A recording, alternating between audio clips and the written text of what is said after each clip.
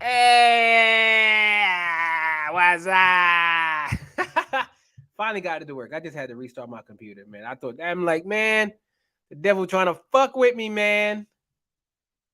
Shalom, shalom, shalom to the family in the chat. Monster Moshe Ben, and K Judah. What it do, baby? What it do? The devil cannot keep me away. Oh no. Praise Yah for getting everything up and running. It was a simple restart of the computer, man. I'm like, nah, bro, not right now. Come on, man. Oh, yes, sir. Yes, sir. Whoo. Oh, yes, sir. Oh. Shalom, shalom, shalom. Woo.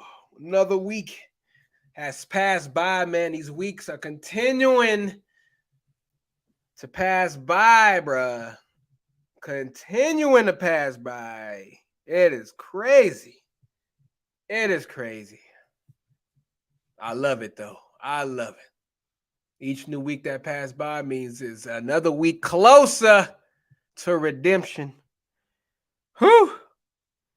And boy, do we need it, man. These heathen, boy. Damn, bro. No matter where I go, somebody always fucking with me. Everywhere. No matter it's Twitter, Reddit, Instagram. My views are very, very. They don't like my views, man. The Christians, the black Christians, they don't like my views, man. I just keep it 100. I come straight from the Bible. But they try to cancel me everywhere. Whoo. The only place they don't fuck with me is in real life. On the internet, though, everybody can try to fuck with anybody because it's anonymous, quote unquote. So they'll try to fuck with you all on the internet. But in real life, crickets, crickets, crickets, crickets, nothing. At least not yet. I'm pretty sure that persecution is going to come real soon. But for now, my outside life is very peaceful and quiet. It's my social media life, which is a fucking chaos. I see somebody saying something false. I go in and I try to do a little reproof. I give them a little correction. Man, they do not like correction. But we all know just the foolish people don't like correction. They say that in Proverbs, man. No one can be above reproach. And that's one thing I had to learn. Nobody can be above reproach. You can't be arrogant in this truth. You got to keep yourself humble. You can't poof yourself up or nothing like that. So all I do, I just pray to Yah to give me the understanding that I need to keep myself on the ground.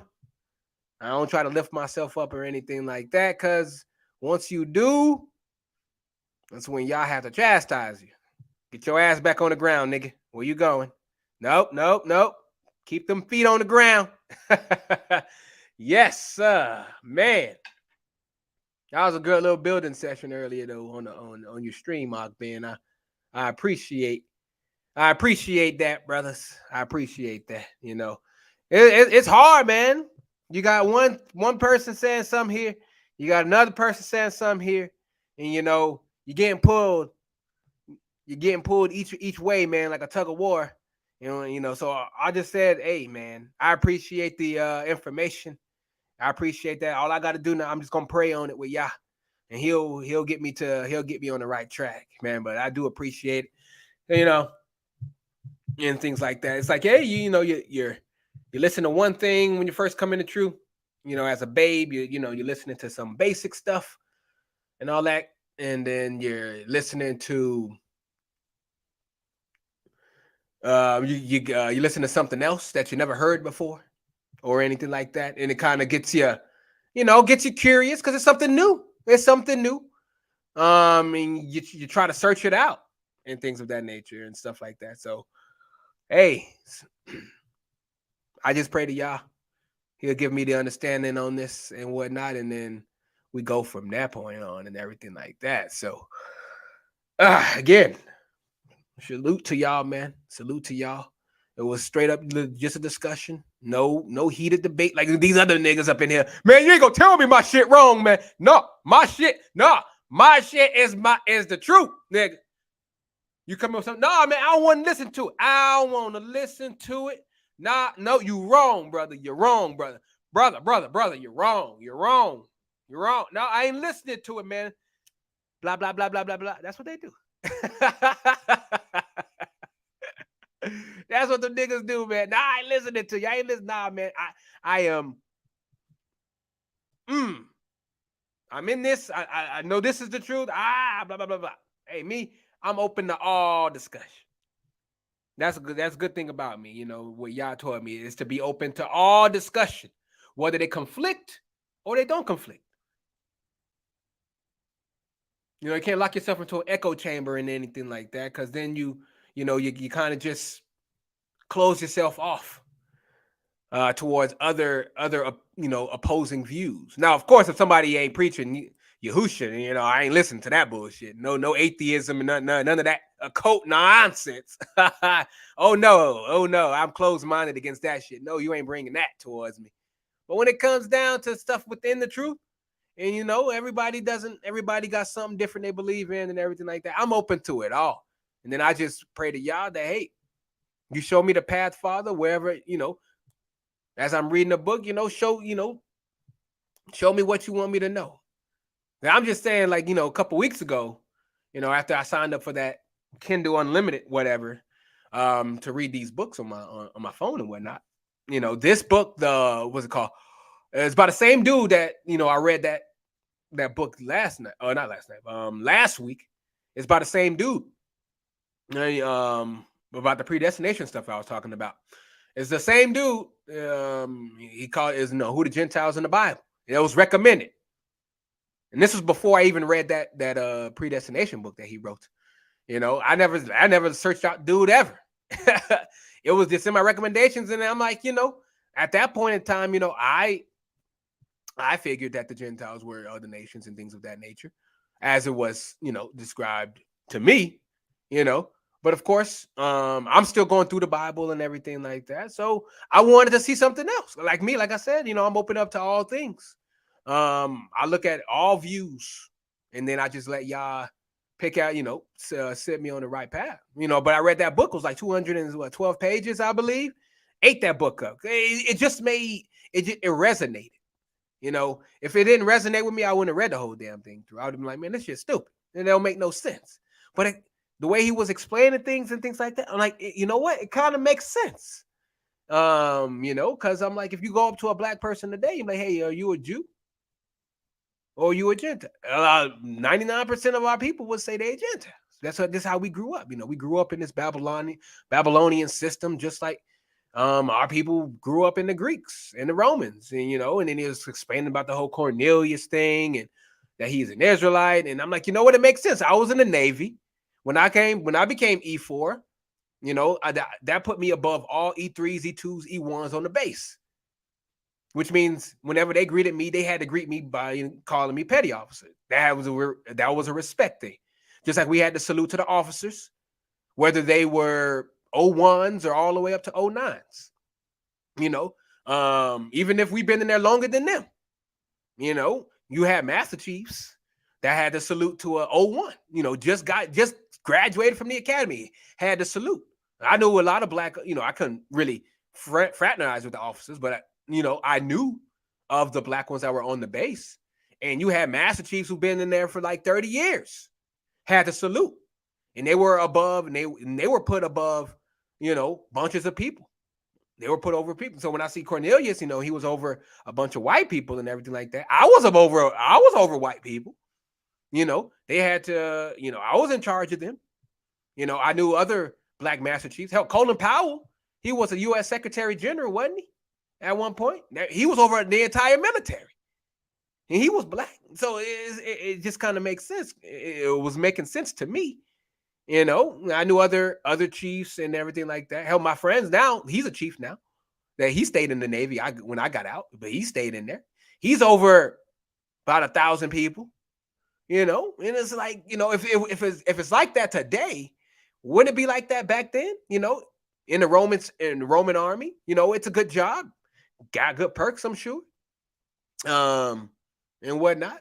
If you show your skill and everything like that, why wouldn't they let you move up in the ranks? Especially if you consider yourself a Roman citizen and everything like that. Why wouldn't they put you above?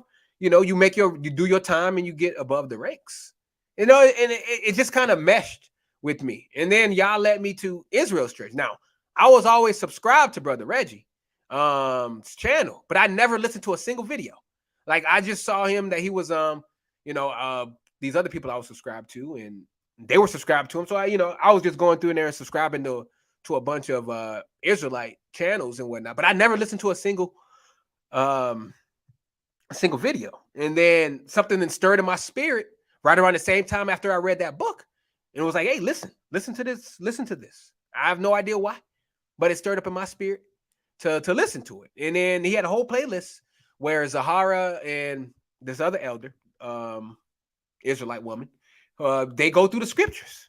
And they tell you, and these are about like hour and a half lessons. I think it was like 11 videos where they go through all of them, topic by topic, letting you know that we were the Gentiles. And I've been doing that. And I've just been binging the videos. That's just me.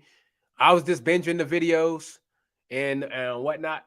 Hey, shalom, Oracle 007. Shalom to Amina Coleman.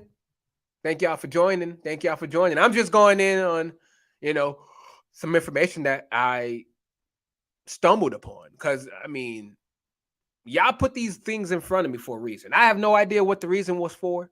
Maybe he wanted me to learn maybe this is a lesson somehow. He wanted me to learn some other knowledge or something like that. But, I'm very keen on listening or knowing when something's bullshit. And I just never got that from Brother Reggie or that book that I read. And Brother Reggie, he be going in, he be going hard and everything. And he went through a whole, like, I wish I would have wrote down all the scriptures he went through, but he went through a whole bunch. These are like almost most of his lessons on the Shabbat days, whatever he does. These are almost 4 hours long, So he goes through in detail about a lot of these, about the scriptures and things of that nature. But when it came to the Israelite Gentile ones, he went through all the details. He explained the elder and the prodigal son and whatnot. He said, hey, the elder was Judah, which was the southern kingdom, because they were older than the other tribes. Because David ruled from Judah. So they were the elder of the tribes. And, when the northern kingdom got sent away for their idolatry, that's the younger son. They went out into the town and, got in trouble and did all that stuff, going, being the Gentile, doing heathen things, doing what the Gentiles do what the Romans did, do what the Greeks did, sacrificing idols, unclean flesh, sacrificing swine's flesh, things of that nature. And then Yahushua is the father. So you got the elder son. He's there. He's doing, he's with the father, just like Judah. They was there when the southern kingdom was there when Yahushua came in. Had to be, so they can fulfill the prophecy. So Yahushua can fulfill the prophecy. And then they rejected him. So and that's when they said, hey, so you're going to go to them among the Gentiles? And Brother Reggie, he categorizes this as a distinction, because he says among the Gentiles and teach the Gentiles. Now, if they were just straight Gentiles, as Brother Reggie was saying, if they were just straight Gentiles, he would have just said, is he going to go to the Gentiles and teach the Gentiles? But in the scriptures, it made a distinction on that John 7:35, among the Gentiles and teach the Gentiles. So he made a distinction above specific people among the Gentiles, because if it was just all the Gentiles, he wouldn't have made that distinction. That's what Brother Reggie says.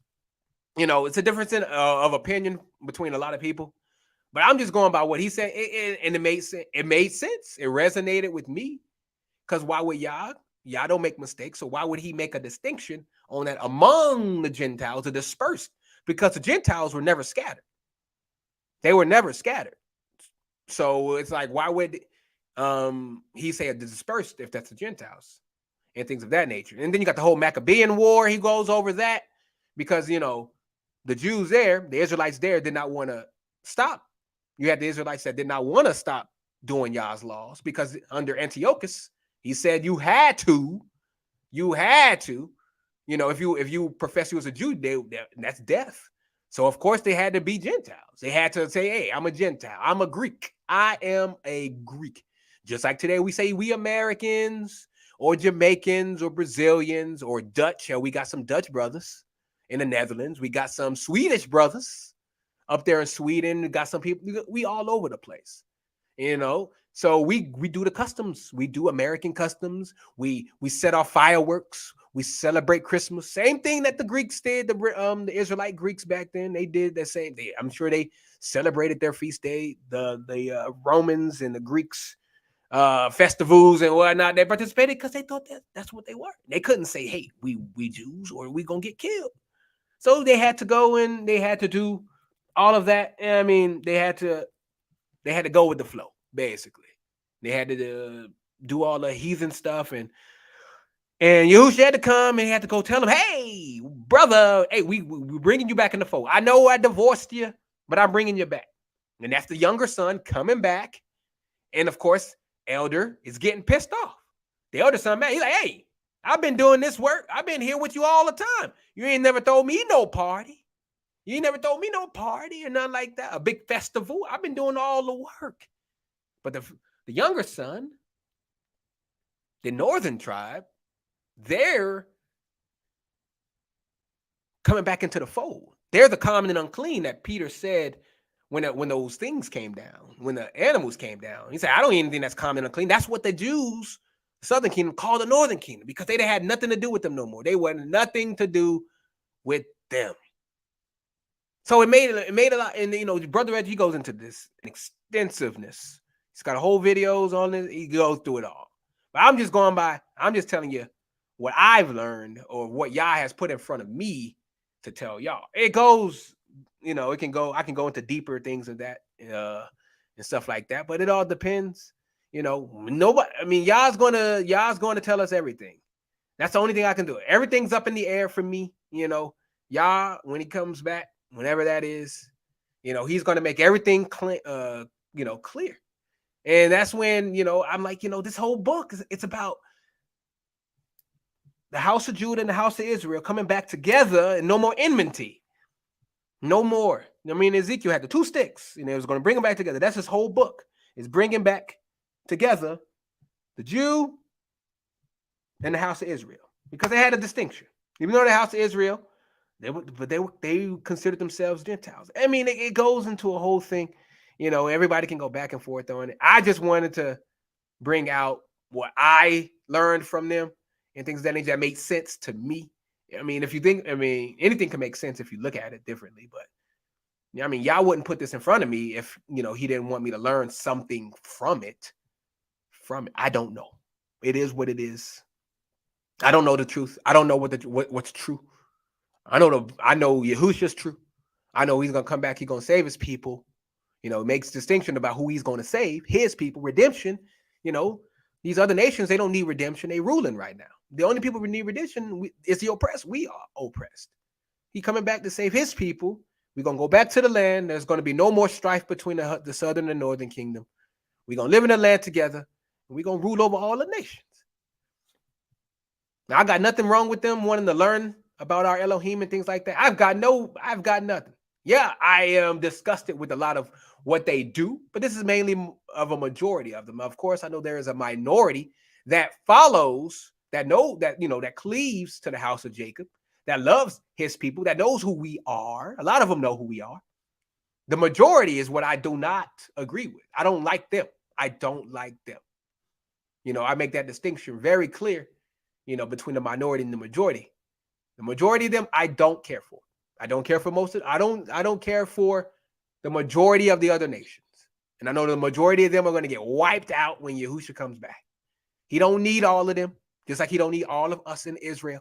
He's going to wipe out 2/3 of our people too. Hell, he's wiping them out right now. I mean, Look at all the crazy stuff that happened. All these people getting shot up. All our people dying, man. Yah is clearing the chessboard right now. That's what I see. He is purging right now, at this very moment. It's sad to see, because I don't never like to see our brothers getting shot up and everything like that. But I can't kick against what Yah's doing.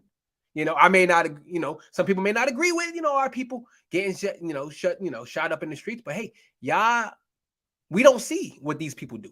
We don't know the secret things that they do behind the scenes. All we see is whatever the media wants us to see. Oh, this person was so nice and everything like that. We don't know what he could have been doing behind the scenes. You see, all these people who got shot up and died and things of that nature. We don't know what a lot of these people did behind the scenes.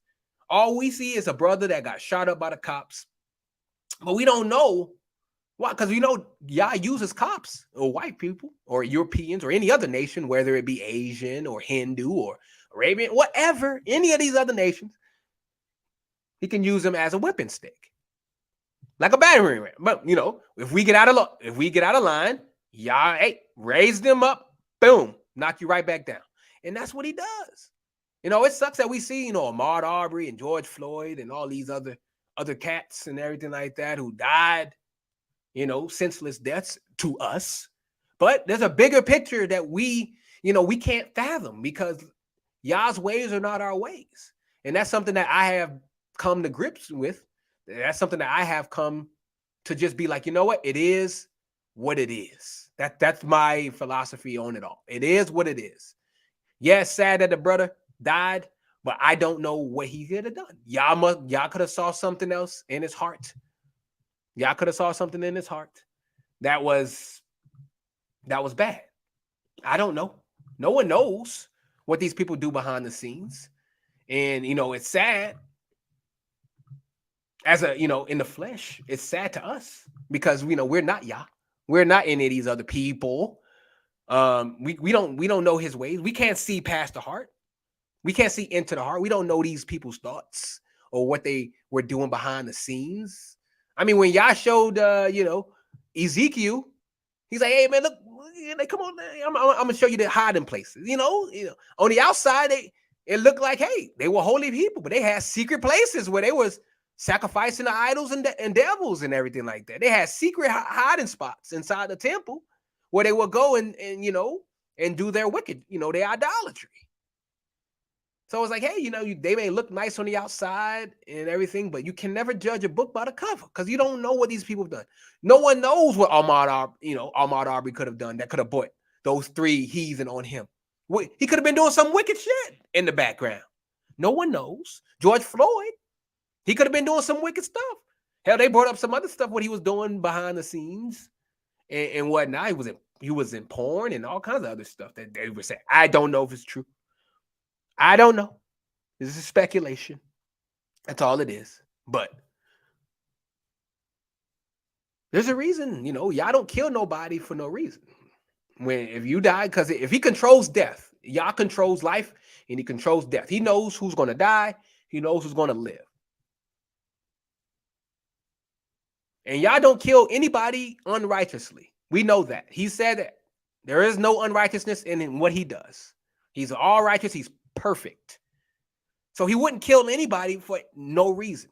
If you get shot down like badly and there's a cruel death, then there must have been something that you did that was equally cruel. You sow what you reap, or you reap what you sow, right? So if you're sowing bad seeds, you're going to reap bad fruit. That's how it is. If you get shot up badly, a cruel death, then that means you must have been doing some cruel things.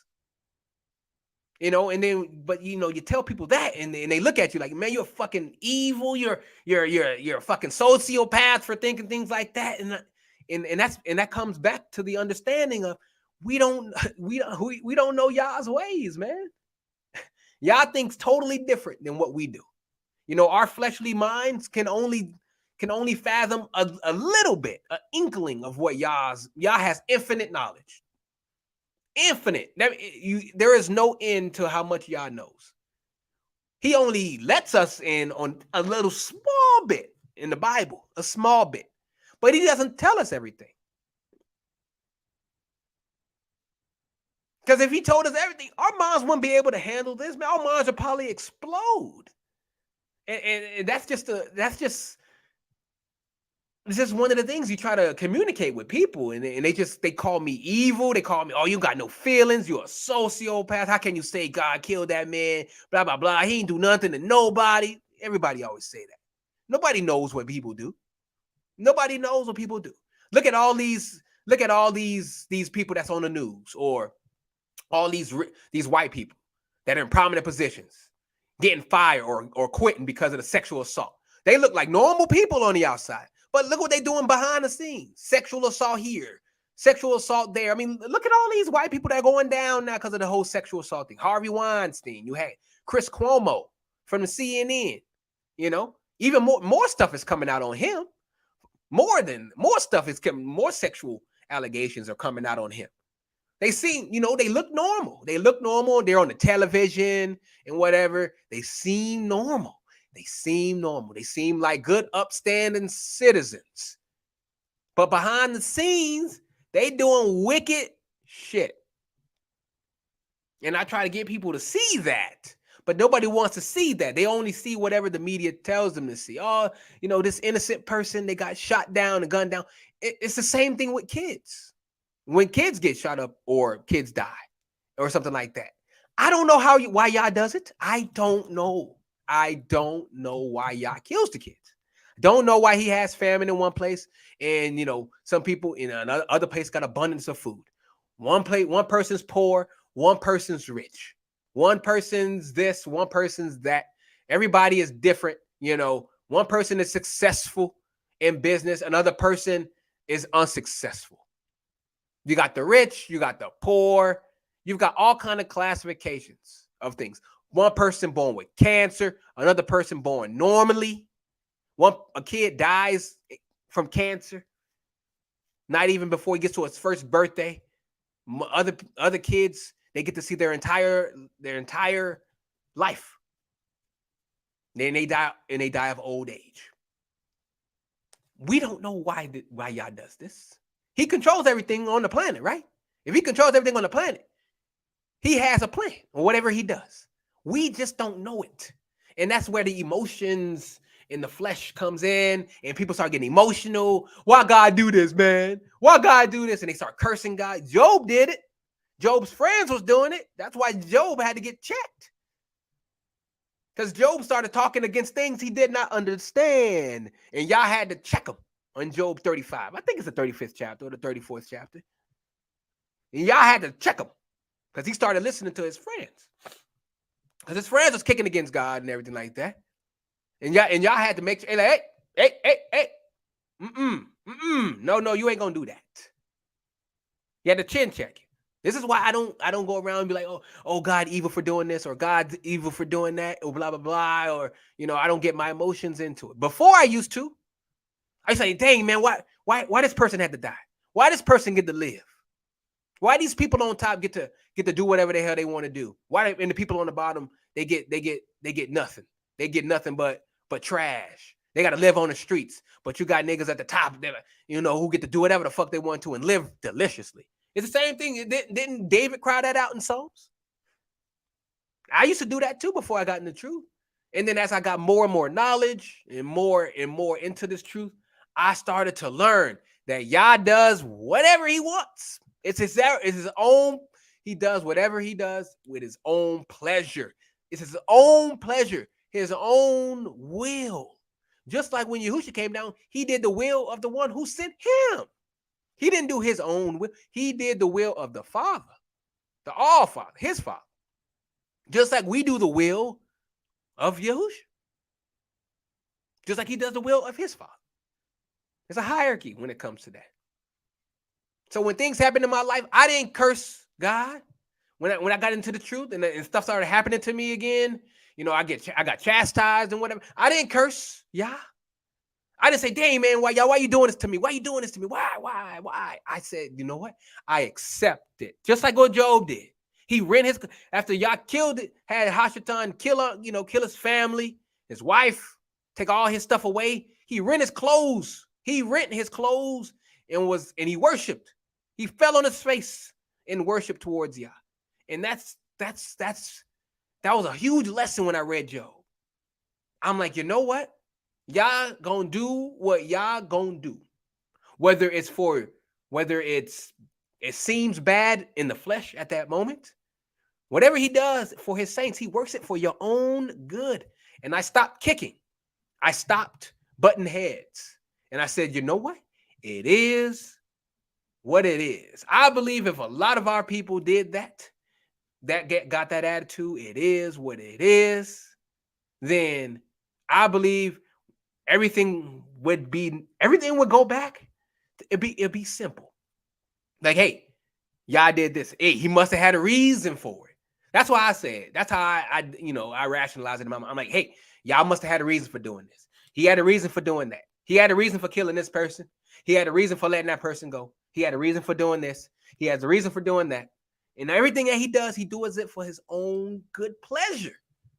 I can't kick against that. I'm a clay. I am clay. I cannot talk back to the potter. Why have you made me thus? Was that in Jeremiah 50? I think that's Jeremiah 50. I think it's Jeremiah 50.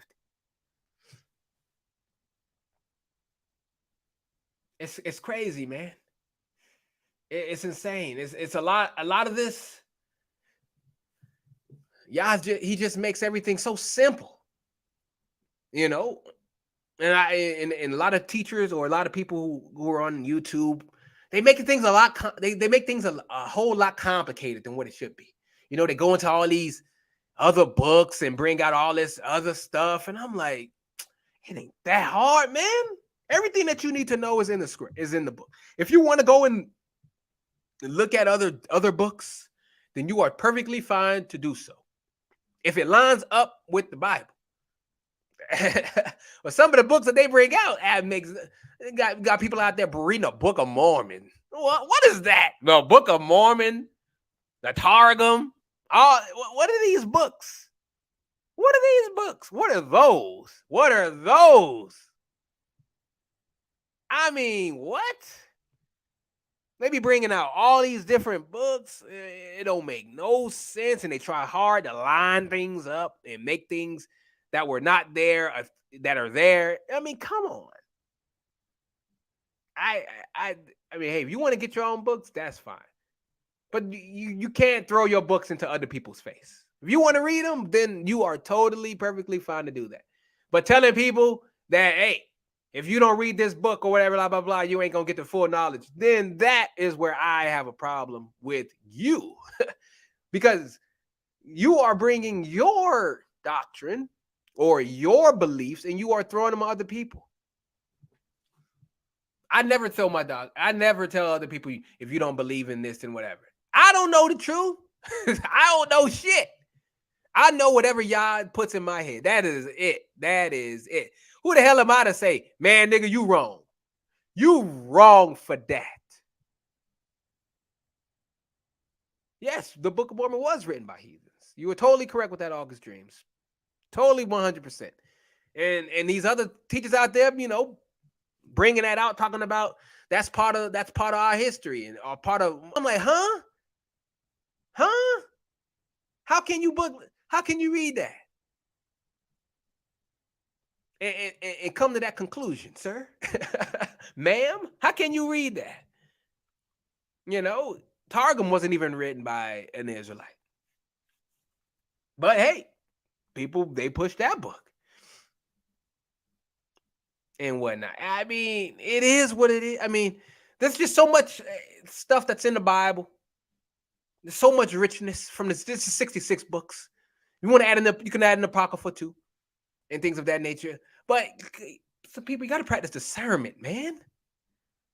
That's one thing. Like me, I'm open to I'm open. Hey, if something new comes up, I'll read into it, and then I'll pray to Yah to say, hey, Yah, is this a right path I'm going on?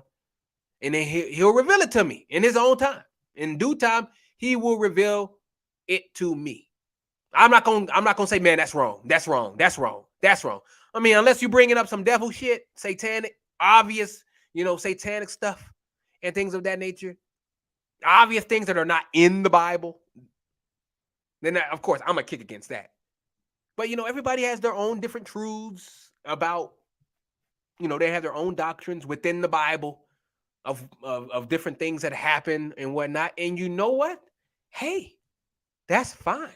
And some people draw different conclusions. We all have different ways that we interpret information. We do. Now, some people go off into a whole nother realm for sure. And they go ahead. Yeah, Big Judah. Definitely Big Judah. That's who I was talking about. Everybody wants to be so deep. You're right, August Dreams. You're totally right. Israelites who follow the Talmud? What? Doesn't the Talmud say you can practice pedophilia in there? How the hell are you gonna believe in that shit? Look what those fake Jews do. They suck on the baby penis after they circumcise it. What kind of fucking devilish shit is that? That's some devilish shit. You can't tell me that ain't and you got people believing in this? Our people? Told you, man, we go into all kind of winds of doctrine. Itching ears all over the place, man. All over the place. Daniel 12:4. But thou, O Daniel, shut up the words and seal the book. Even to the time of the end, many shall run to and fro, and knowledge shall be increased. Yes. Yes, knowledge is increased. It is being increased. You are totally correct. It's being increased right now. Our people are waking up across the board. They can't stop their awakening. They may try to shut us down and give us strikes to try to shut us up and whatever, but it don't matter. You hit one person go down, another two will come up. One person, you hit one person, you try to get rid of one person, three people show up.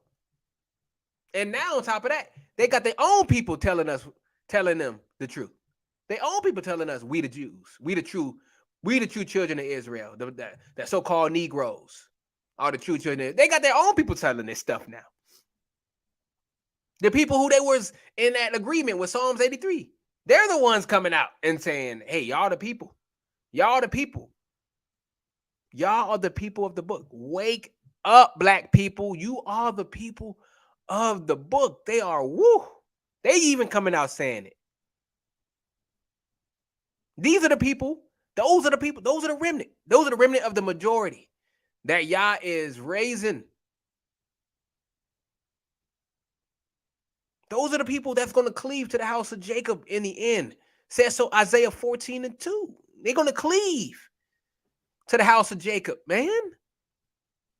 There are the people out there who believe. Now, of course, the majority of them are racist. They do not want to bow down to a black person or nothing like that. They don't want nothing to do with black people being the children of the book. They don't want nothing to do. They're fine with telling, hey, y'all cursed. Y'all got the curse of Cain and blah, blah, blah. They're perfectly fine with telling us that shit. Perfectly fine.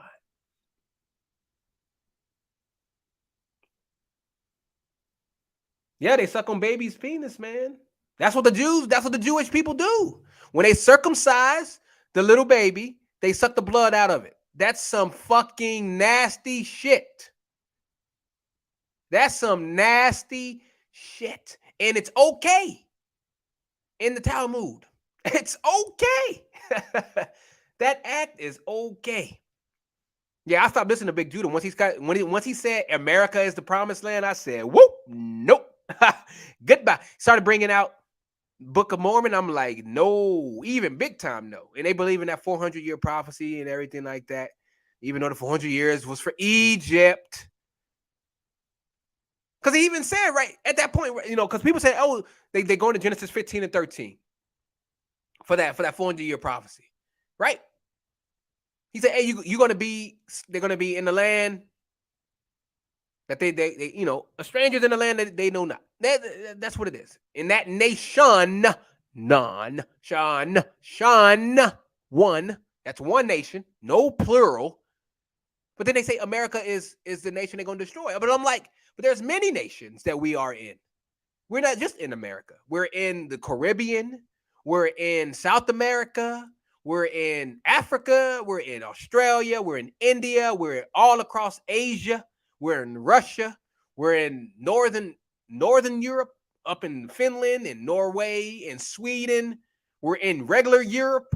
We're in Ireland. We're in Scotland. We're in the Middle East, so-called Middle East. It's not even a thing, but I'm just saying it for reference sakes. We all over the place. So if that 400-year prophecy is for this captivity, then why is Yah judging all the nations right now? I mean, through all the hurricanes and the tornadoes and the earthquakes and the volcanoes and the floods and the snow, the sleet, the hail, tsunamis, fires. This is worldwide. So how can that 400-year prophecy, which just said nation one, how can that go against what is happening now? He is judging nations, more than one. So that tell me in that 400-year prophecy that it had to be for Egypt because they were all there. They were not scattered at that point. They were all in Egypt, in Goshen. They were all in Egypt at that point. There were no scattering.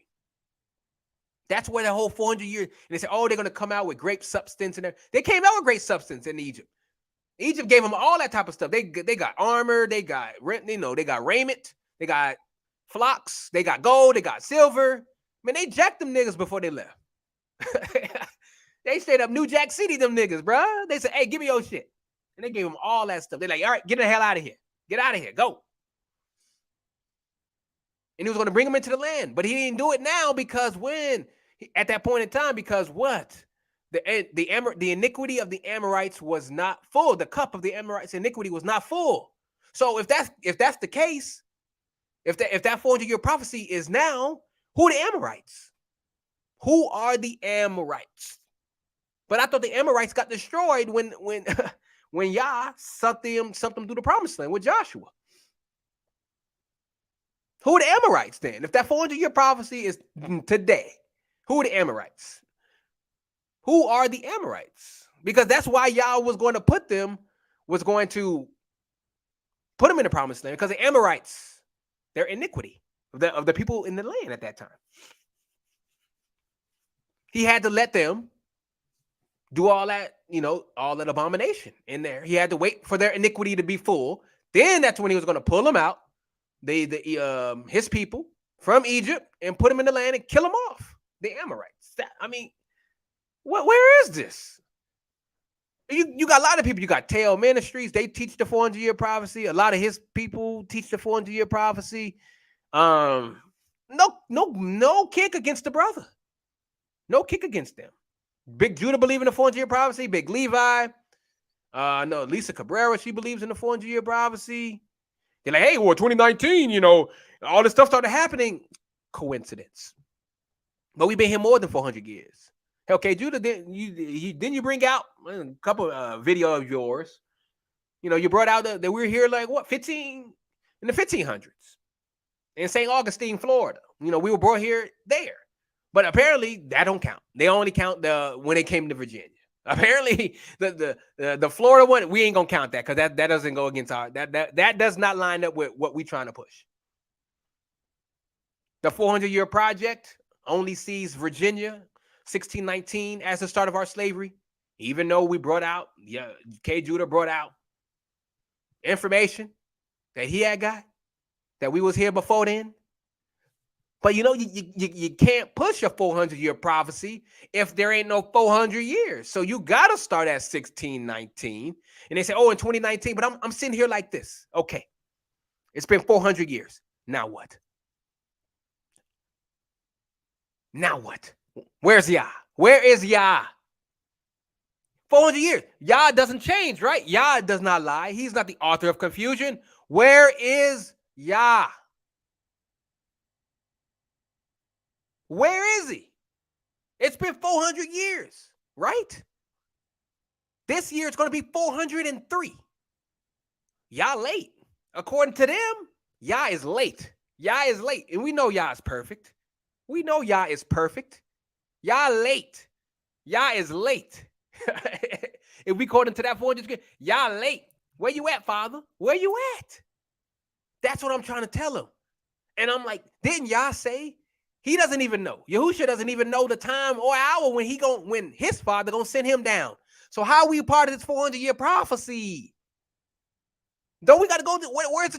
Where's the great tribulation? in the 400-year prophecy. Where is the great tribulation in that? Where is that before we go into our land? Where is the great tribulation? Where is that? Are we supposed to get persecuted? Are we supposed to be, some of us get beheaded or whatnot for the truth? Where is that? Where is Jacob's trouble? Oh, Big Levi and Big Judah, they teach Jacob's trouble already happened. They say it happened in slavery, transatlantic slave trade. That it happened then. Oh. Jacob's trouble already happened. There is going to be no more Jacob's trouble. Another person that I know, that I listen to, she teaches that Jacob's trouble is already done away with. It already happened. There is going to be no more Jacob's trouble. They said it's done. They say, you know what, y'all? We love your word and everything, but we're going to go ahead and change Jacob's trouble to say it's done. It already happened. Well, there's the Big Levi said there is no more Jacob's trouble. Big Judah said there is no more Jacob's trouble. They know more than you, y'all. They know more than you, Father. They know more than you. They said it ain't no more. They say you wrong, y'all. And then when you try to tell them, like, hey, it's the 400 years is up, where's Yah? Then they want to talk about, there's like a, when like in jail, when your sentence coming, like when your sentence is up or whatever, there's an extra year afterwards. I don't know how the hell they fucking rationalize Yah being late, but they try to say, there's a probationary period. I don't know. That's what they say. Of why y'all not here right now. They're like, all this stuff started happening. I'm like, coincidence. Fucking coincidence. But I'm like, hey, it's still happening. Why are we still here? If we supposed to been leave exactly 400 years, we supposed to been out of here in 2019. Y'all doesn't lie. Y'all doesn't change. If y'all said we gonna do, hell, we did 70 exact years. In Babylon, we did. Y'all said you're going to go into captivity for 70 years and you're coming out. We did 70 exact years. Y'all said that 70 AD that y'all going to get beat up. I don't think he said 70 AD, but he said, hey, this is going to happen. And it happened. The 400-year prophecy, he brung them out after the 400 years of them being there, and he brought them out with great substance. If the 400 years is now, if Yah has been prophesying all the time, and all of these prophecies are 100% correct, then this prophecy wrong. Y'all is not batting a 100 no more. Y'all not batting a 1,000 no more. Y'all batting a 0.999. Y'all not perfect right now. He said 400 years. He ain't here. Y'all not perfect.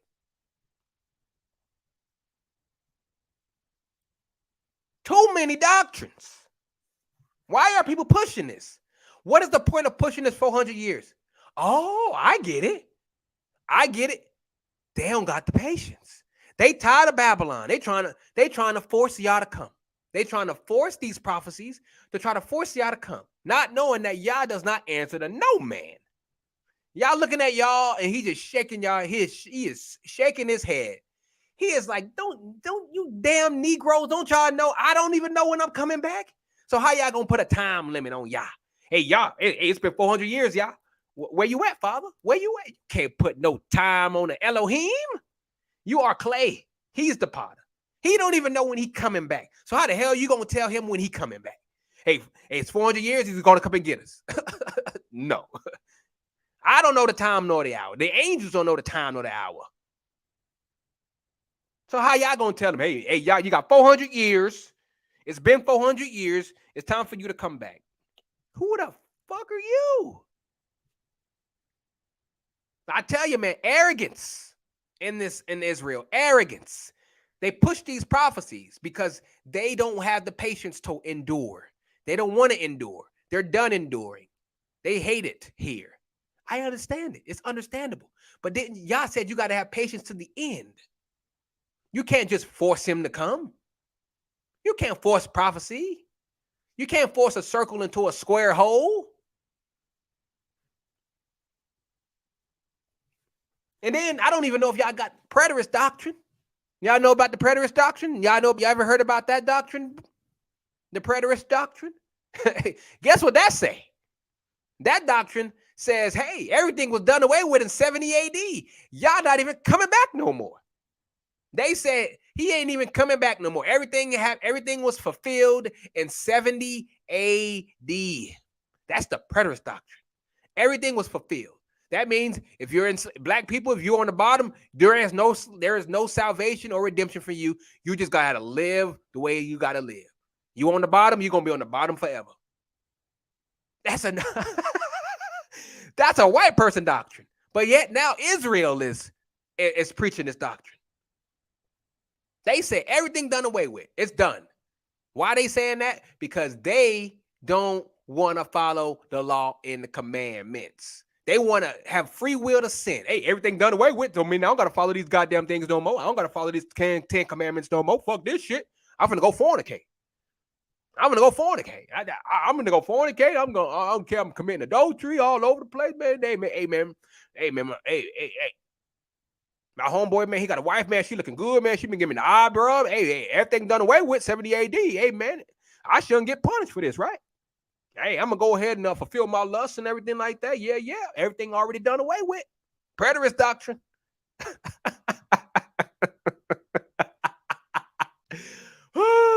How much blasphemy is that preterist doctrine right there? Yah has been saying he's been prophesying his second coming all throughout the scriptures. And they said, you know what? Everything done away with. He already came and passed. That was his second coming. 70 AD, everything done away with. If you're on the bottom, you're on the bottom forever. You got to deal with it.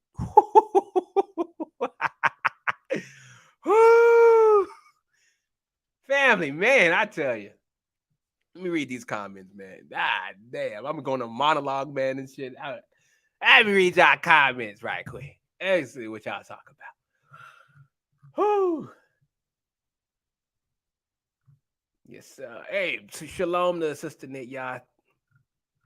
Shalom. Thanks for stopping by. What we got in here? Deuteronomy 32:39. See now that even I am he, and there is no God with me. I kill and make alive. I wound and I heal. Neither is there any that can deliver that is my go-to scripture. That is the go-to scripture.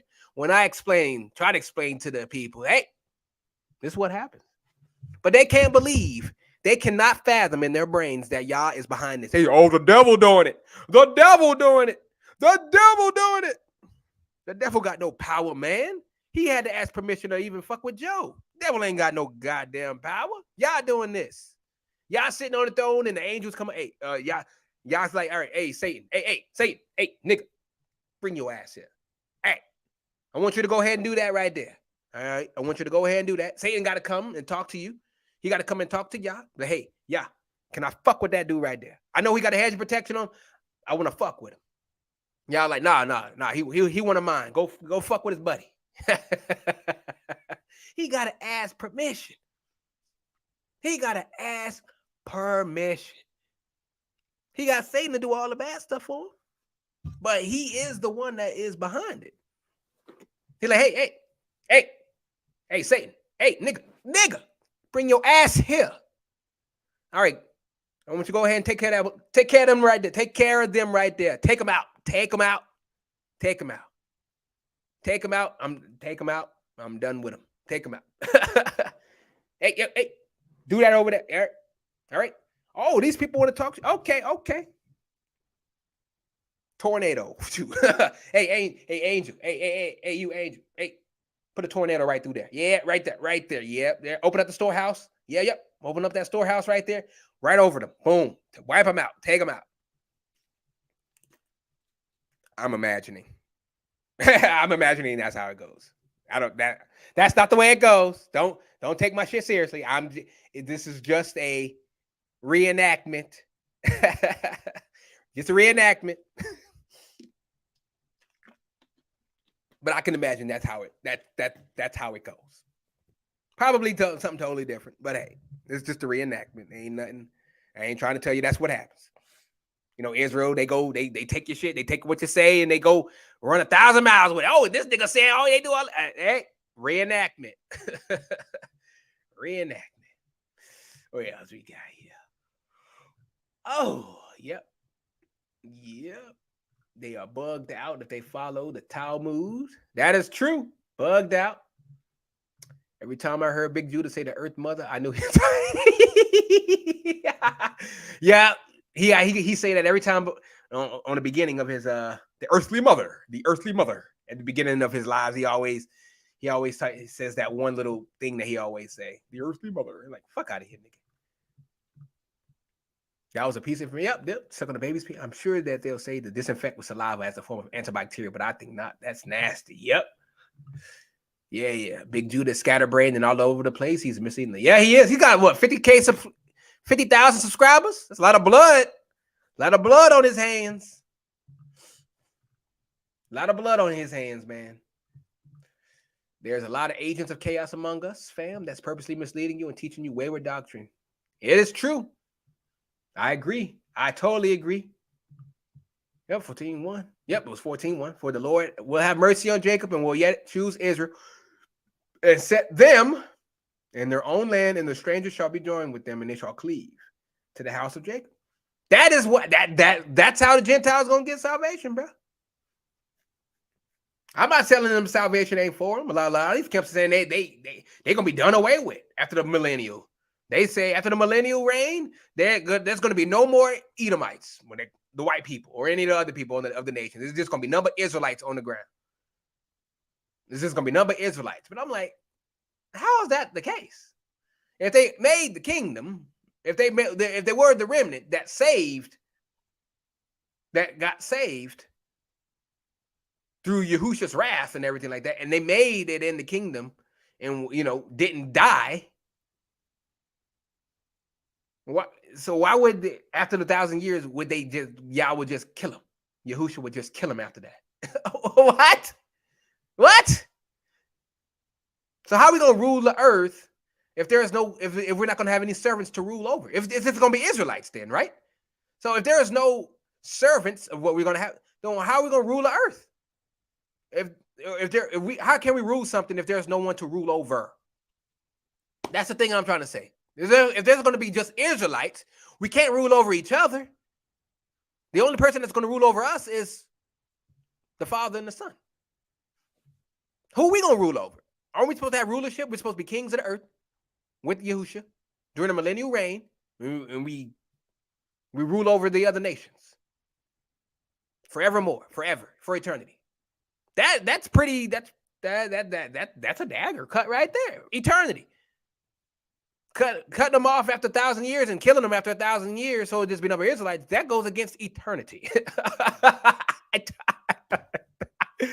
Oh boy, I tell you, it's just doctrine after doctrine, man. Damn. And shalom, Eve. I don't know if I said it to you, but shalom to you. Bezale'el. Chris Rock had to check it. Oh, Chris Rock. And a lot of my friends say I look like the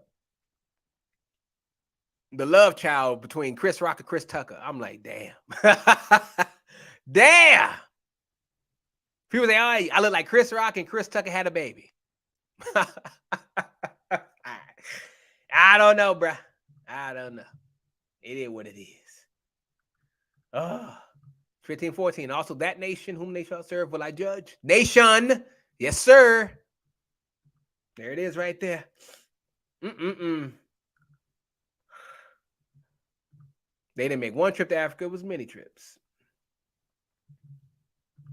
I just can't get down too many. It's like they teach and believe so many crazy. Too deep for me. And that's what I don't get, man. This Bible is very simple once you understand it. It's very simple. Yah is not the author of confusion. It's very, very simple. Very simple. When you get the understanding, it's very simple. It's when you start going off into other books and you start trying to match stuff up with this, and that. That's when you start going off and you start confusing people. If you stay in the Bible, in the Apocrypha, you're fine. This is good for food. This is good This is sound doctrine. That's what y'all said. Y'all said this book is sound doctrine. If you want to go off into other books, hey, go do what you want to do. But don't go and force them books on other people. If you want to go and believe that book, that you think that book is part of our history, then that's you. Don't tell people, oh, if you don't believe this book is a part of our history, then you don't know. You guys don't have no understanding. Fuck you, bro. You arrogant nigga. Yep, we see our people being tormented every day. How is our captivity? It hasn't ended. I try to tell people, hey, we still in captivity. No, we ain't. No, we ain't in no captivity. Really? You're not a savior? You think you're free? Then go drive around without a driver's license. See how free you are. Go to another country without a passport. Hell, go into a store and get whatever you want and don't pay for it. Don't pay taxes. Buy a house and never pay taxes on the house. We'll see how free you is then, Negro. We ain't free. There's laws for every damn thing. You can't kill nobody. If we free, then you can go and kill somebody, right? If y'all saying the law's done away with, you can kill somebody. How come y'all ain't going out murdering nobody? Christians, y'all say the law done away with. How come y'all not going out murdering nobody? How come y'all not going out committing adultery? Oh, well, a lot of y'all still are. How come none of y'all preach the adultery? How come none of y'all preach against the commandments? Tell them, hey, do whatever you want to do. You eat whatever you want to eat. Why y'all not promoting murder? Why y'all not promoting abortion? Oh, I get it. You only preach the commandments when you want to further your own agenda. I get it. I get it now, niggas. I get it. Oh, fuck that Noah movie with Russell Crowe. Fuck that. Fuck that Russell Crowe. Oh, he got blue eyes. Oh, your biblical T said what the Cain had red hair. Red hair, blue eyes. Cain had red hair and blue eyes, y'all. Biblical T said it. She said it, so it must be true, right? She said it, so it must be true. Cain had red hair and blue eyes, even though there was no description of Cain in the Bible.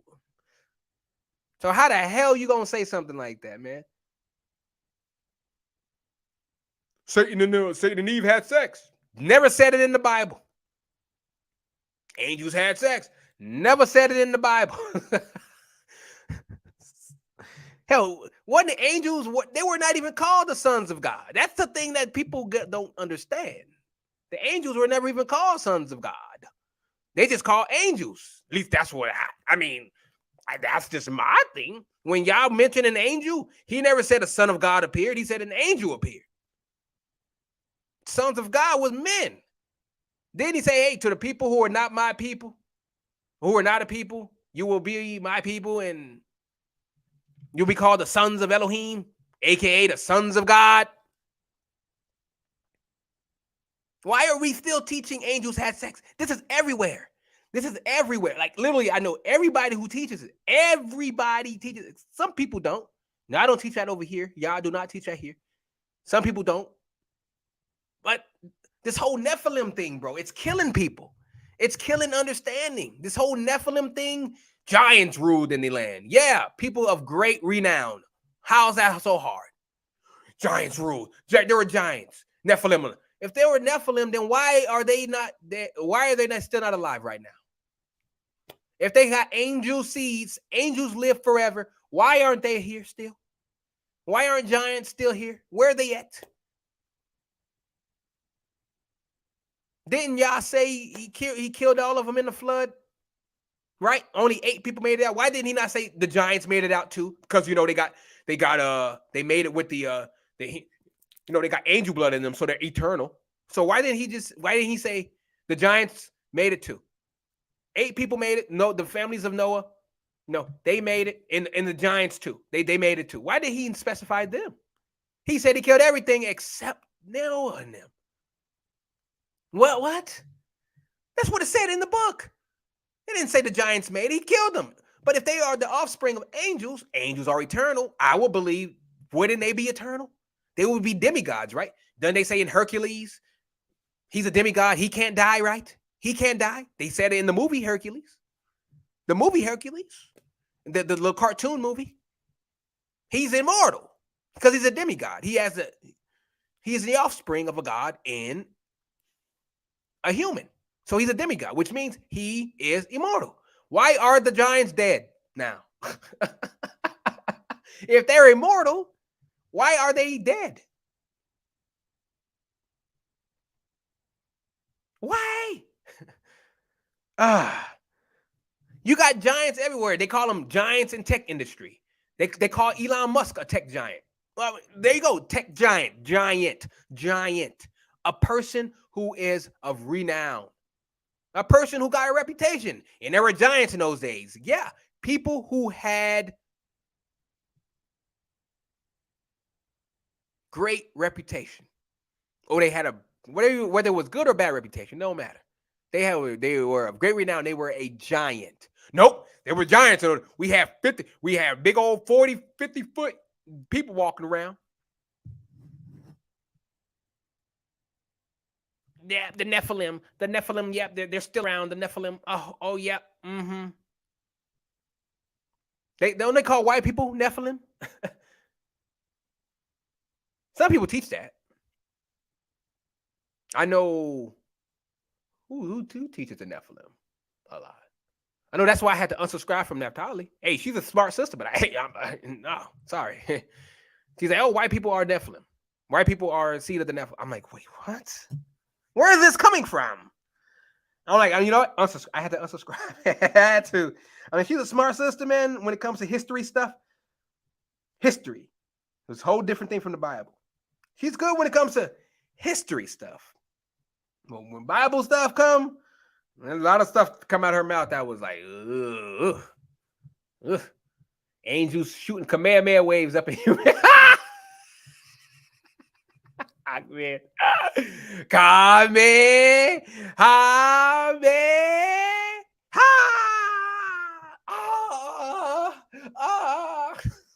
Oh, it feels so good.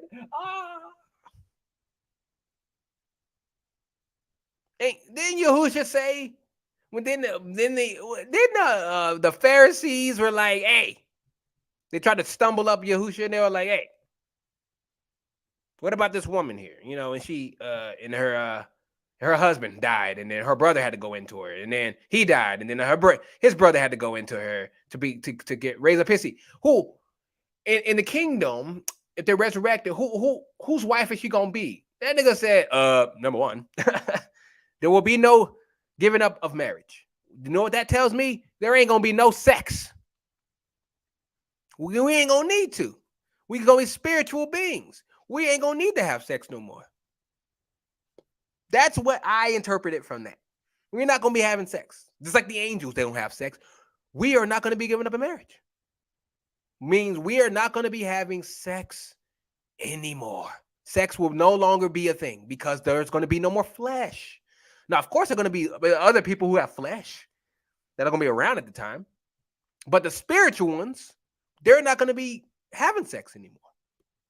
What need will you have to have sex? You have a spiritual body now. You're going to be following the fruits of the spirit. The lust was a fleshly thing. If you're going to be stripped of the flesh, you're not going to be having sex anymore. Like for me being celibate or whatnot, I don't partake in the lust of the flesh. I do spiritual things, which means not sex, no fornication, or anything like that. I don't even have a need to even do it. That's how in the spirit I am. And I've left the flesh so behind, I don't even think about it. I don't even want to have it. It's like one of those things where it's like, people talk about it all the time, but I'm just like, can we talk about something else? Can we talk about something else? Because that's all people talk about. Sex this, sex that, fornication here, fornication there. I'm sure a whole lot of fornication went on February 14th. A shit ton of fornication. And for what? What does it profit?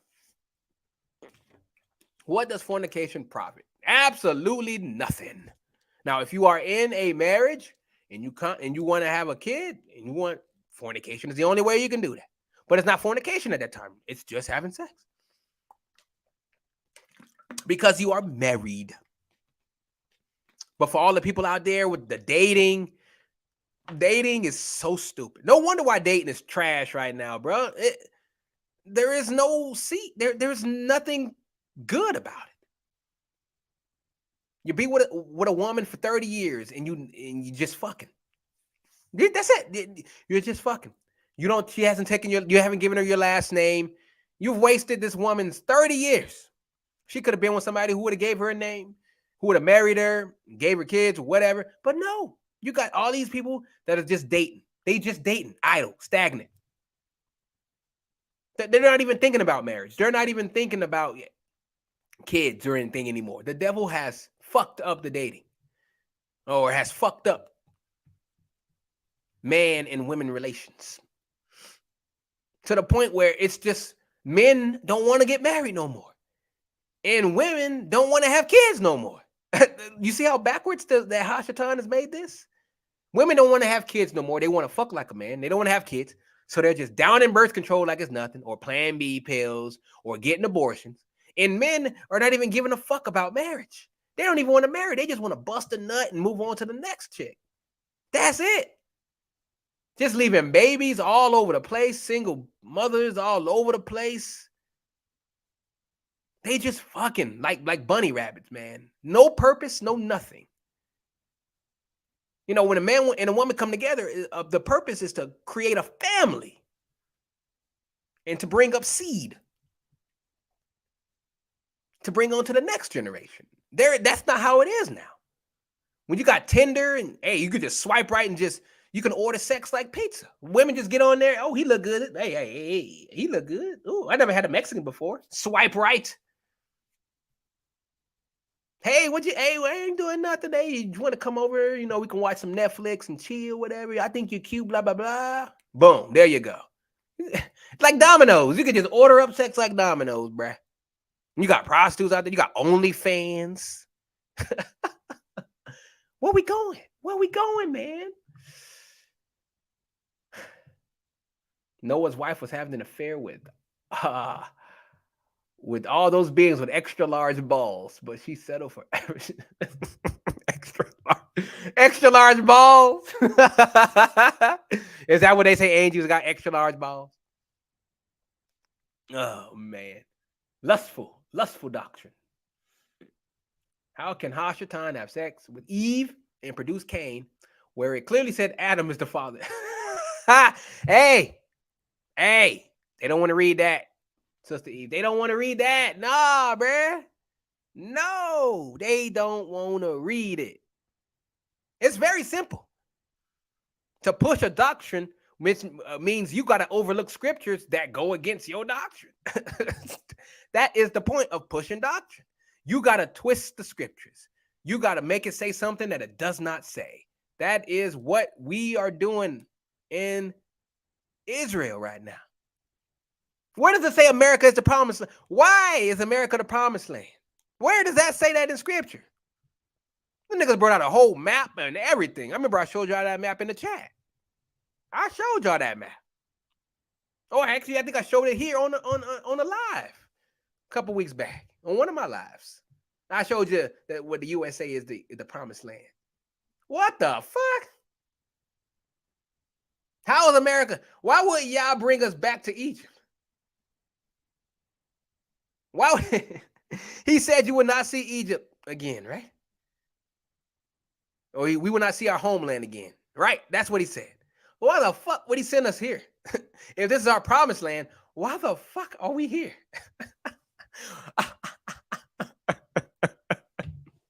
Wouldn't this be one of the places he would not send us to? If America is the promised land, wouldn't this be one of the places he would not have sent us in the transatlantic slave trade? He would send us to South America and Canada, in the Caribbean, Africa, or Europe, India, China, Australia, Hawaii, whatever else. Would he have sent us there instead of America if this was the promised land? Why the fuck are most of our people here?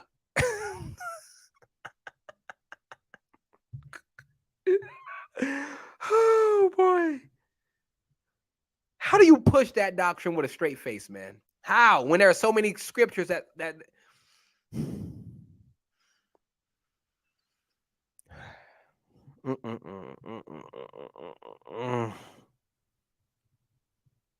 Then he also didn't he say that the oh yeah.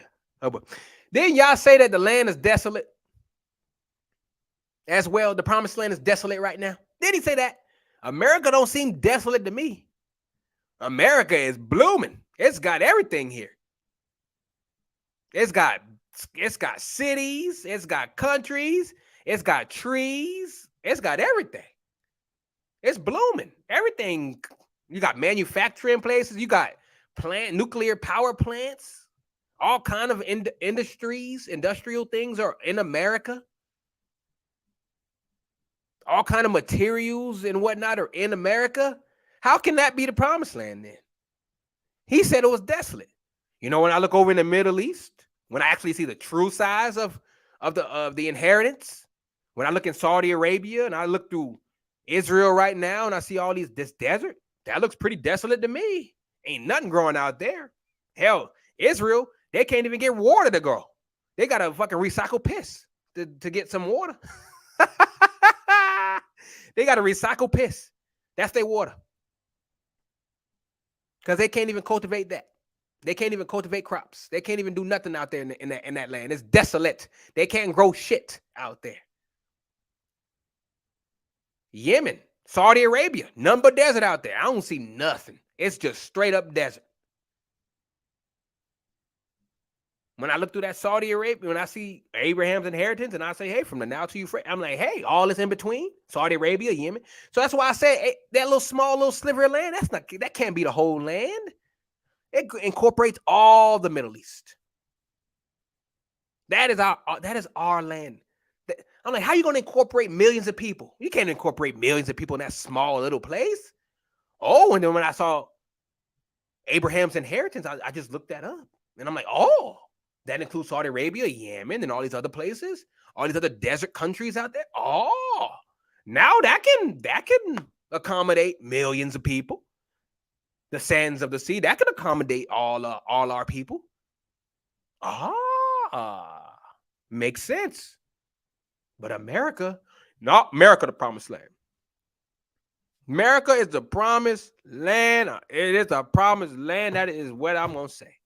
I got into an argument with a black Israelite woman. She was calling me stupid, bro. She was calling me dumb. She was so indoctrinated in that promised land bullshit. She called me stupid. She's like, oh, you stupid. If you can't believe in this, you stupid. What? How you gonna call me stupid?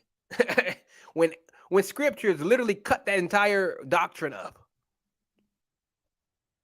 I asked her, hey, is America desolate right now? Because didn't y'all say the land's gonna be desolate until we come back?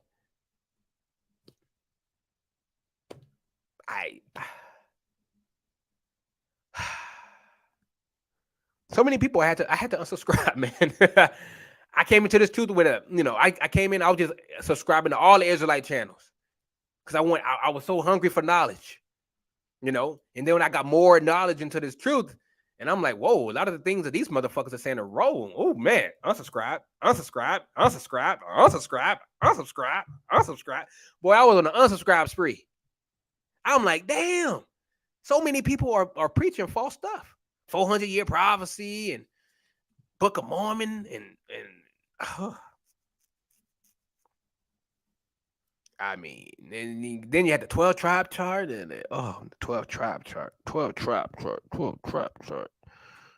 Now you got fucking Mexicans,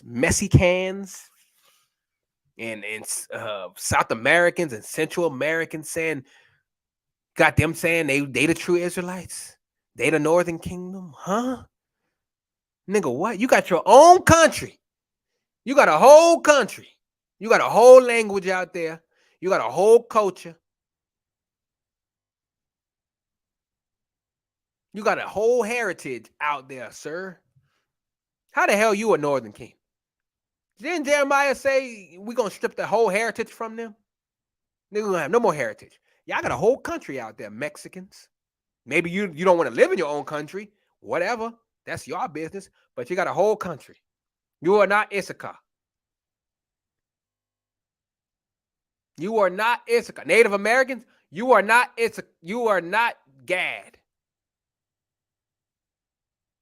Y'all got your own language. Y'all got a whole culture. Y'all got a whole heritage as well.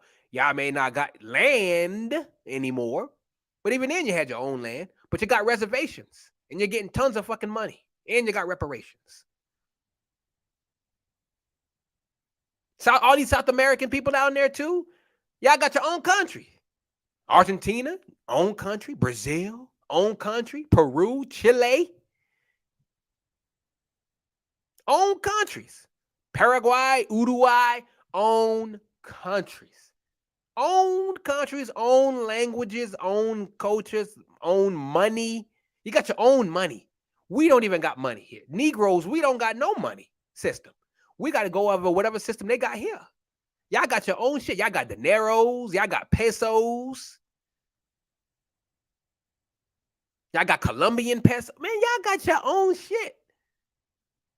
Now, the reason y'all want to come up here and then y'all talk about y'all oppressed? No. You choose to be oppressed. Nobody told you to bring y'all asses up here to America. America don't like nobody that's melanated. I don't know why you brought your ass down here, up here. They don't like nobody else but white people. So y'all chose to get oppressed. We had no choice. We got dragged here. Never will be. Yes, sir, Mina Coleman. Never will be.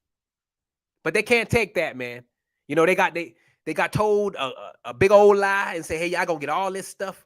That's all they can see. The stuff, the blessings. But they do not see the curses. Niggas want to talk about, hey, Mayans, they were enslaved. The Mayans got enslaved. Wishikar trying to push that bullshit. Get the fuck out of here. I don't see no yoke of iron on them motherfuckers. What a yoke of iron on these people? I never saw yoke of irons on Native American people. I never seen that. They ain't get dragged to the four corners. Native Americans are here only in America. Mexicans are only in Mexico. Brazilians are only in Brazilians. Argentinians are only in Argentinians. What the fuck? Argentinians don't live in China. I don't see no Argentinians in Australia. I don't see no Argentinians in Africa or Europe. I don't see no of them Argentinians. But who in all these countries? Black folk. So-called black folk. We everywhere. I don't know. Don't know no Mexicans in Australia or India. Even Japan. I don't see no Mexicans out there. I do see black people out there, though. Yeah. The Mayans fought each other. Exactly. Facts, man. Facts. Says, I can't believe a whole lot, though. Remember that dog-headed heathen Egyptian god Anubis? She said that it's really real and angels had sex. What? Was that biblical T? Sister Eve said that shit? Oh, my goodness. This is what we doing, man?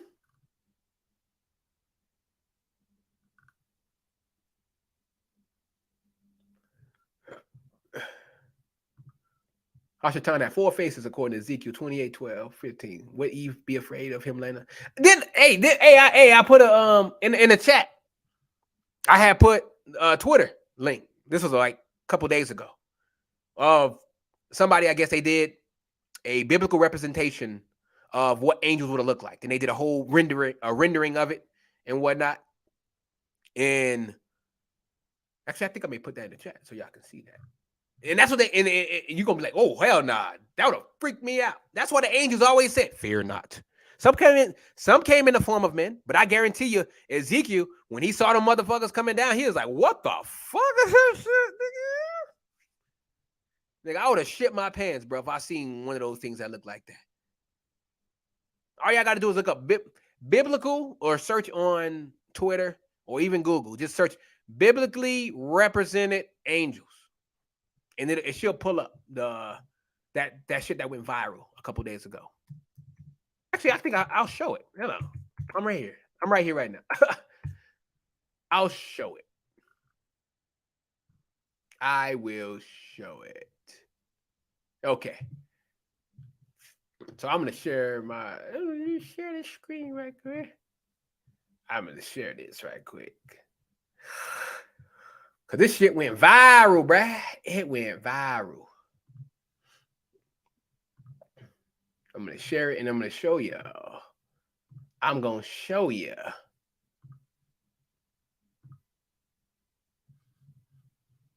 Right here. Look at this shit. I don't know if y'all can see that. Can y'all? Yep, y'all should be able to see that. I'm gonna move my face down high. This is what they looking like, y'all. Look at this shit. Ain't this some scary shit? Look at this. That would freak me the fuck out. With the four heads, with the big ass eyes. Look at this shit. Those are the things that came down with Yah and Ezekiel. Look at this shit. Seraphim. That's pretty. I mean, look. Come on, man. I would freak out.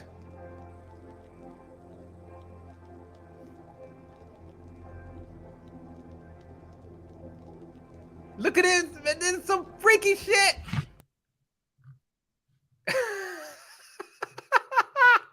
Y'all see that shit? Angels having sex with women. Come on. Where the dick at? Where is the dick? I didn't see a dick. Where is the dick? If they looking like that and they that huge, or that, because angels are, I mean, I guess they could become smaller, but I would think they're big. I mean, where they dick at? If we're gonna talk, being proportion to their size, they dick would be huge. They wouldn't be able to even fit in women. And even then, where are if angels can have sex, where are the kid angels? Where are the angels having kids in heaven? Where is that mentioned at? If angels can have sex, where are the kids of angels? If angels can have sex, right? If they have, where are there women angels up there too? Or no, or not? They saying it's a sausage. I don't know if there's women angels, and I don't know. If they looking like, what a dick. What a dick. That's great. I know.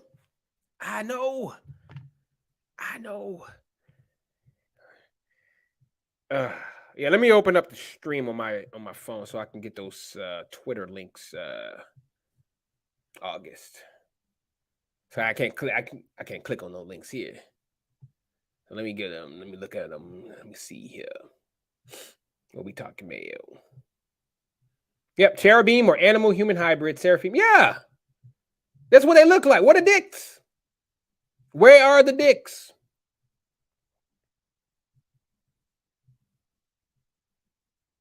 I don't see the dicks. Why? I mean, come on, man. Crazy shit, bro. That was some, man. That's what they always, when it came, they had to say, fear not. Fear not. Too late. I'm already scared. I would have shit my pants if one had just appeared. I would have shit my pants. I'm like, oh, what the fuck? Fear not. Okay. Too late. I'm already scared. I'm already scared. Fear not. Angel came in to marry. Fear not. What the fuck? Fear not. Man, that's some scary stuff, man.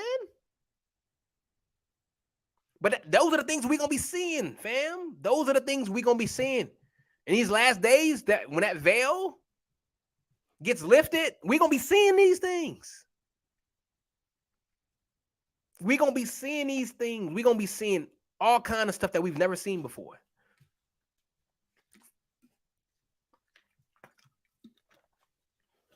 Man. Yeah, the demons will be scared too. But if they all fallen angels, then they I mean, I know Satan is a what is Satan? Is he the seraphim? Is Satan a seraphim or is he a cherubim? He's a cherubim, right? Yeah, cherubim is the one with the 4 heads. Yeah, I mean, come on. All them eyes and that shit like that. Shit. I just imagine, man, you walking home or something like that, or you in your bed, and this thing just comes out of you. This big old eye thing just appears out of nowhere onto you. Man, that was freak me out, man. Man, my bowels would have been evacuated immediately. I would have had to clean myself. I would have pissed and shitted on myself.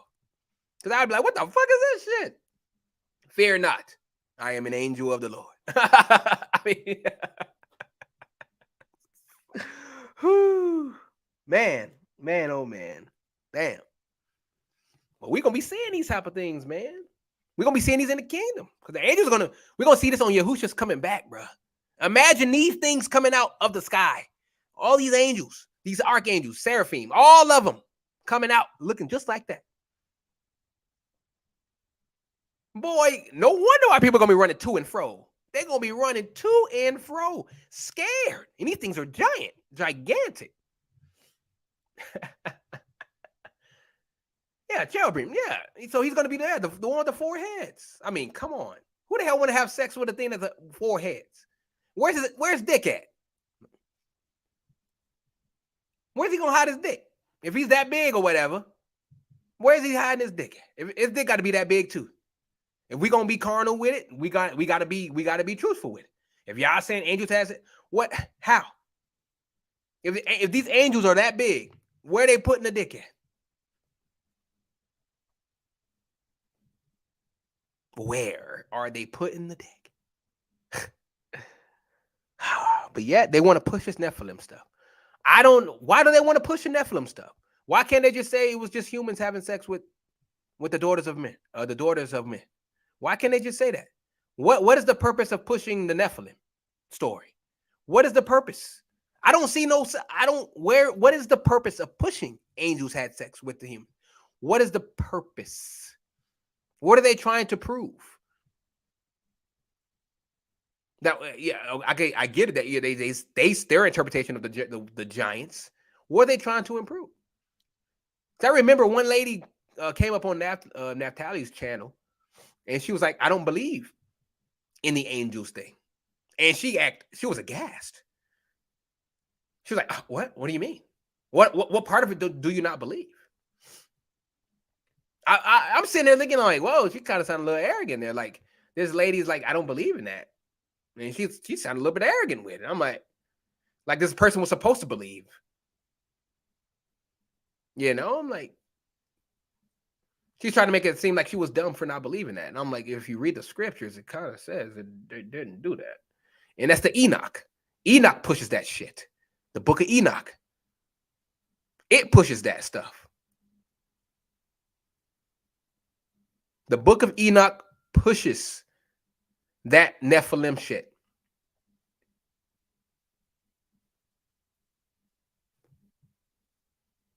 Don't know why.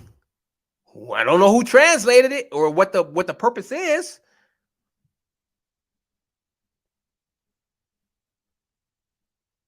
Yeah, we can't make heaven images of things in heaven. Yeah, I mean, whew. Yeah, I don't know why they did the whole biblical representation thing there. Yeah, you're not supposed to do that. I mean, I know they described them and everything like that too, but the nigga went through a whole. He spent some time doing that. They want to believe in something deep. I think it comes down to they want to be smart. They want to look good, and they want to be looked upon as high and mighty. They want to be exalted for their knowledge, just like the scribes and the Pharisees back in the day. They wanted to be exalted because they knew a lot. They read a lot. They knew a lot of books. They knew a lot. And the people put them on a pedestal. They want to be put on a pedestal. They want to be seen of as wise, even though wise has nothing to do with knowledge, earthly knowledge, at all. That's a human thing. You'd be wise in your own eyes or man's eyes, but you wouldn't be wise in Yah's eyes. You'll be seen as a fool. Wisdom only comes from the fear of Yah. And if you feared Yah, if you actually feared him, you would not be spurting these false doctrines. So right then and there, that makes you not wise. Very simple. If you had a fear of Yah, an actual fear of the Most High, you wouldn't be going around talking about the Book of Mormon or America is the promised land or angels had sex with humans. You wouldn't be pushing any of these doctrines if you had the fear of Yah. They want to appear smart to man, but to Most High, they're just dumb dogs. Greedy dumb dogs who can never have enough. 24. Thou shalt not make unto thee any graven image or any likeness of anything that is in heaven above, or that is in the earth beneath, or that is in the water under the earth. I agree. I think the description was enough. But man, we always got to make a statue. Just like the people who make, the Black Hamashiach stuff. That's an image. We're not supposed to be pushing that image or anything like that either. In my opinion, we're not supposed to be pushing any of that stuff. Like, yeah, we know he's black. He made a description. That's good enough for that. That should be good enough. But no, we got to go and make images and put them around and make us look superior. He black, blah blah blah. He black. The description is alone. But I'm pretty sure he knew that we was gonna go and take it and make fucking images and statues and all kind of shit about and paintings and all kind of things about it, because that's what man does. We love to make things with our hands. We love to idolize any and everything.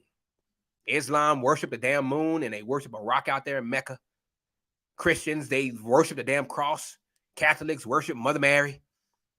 Made images of Mother Mary, they bow down and pray to it. Woo!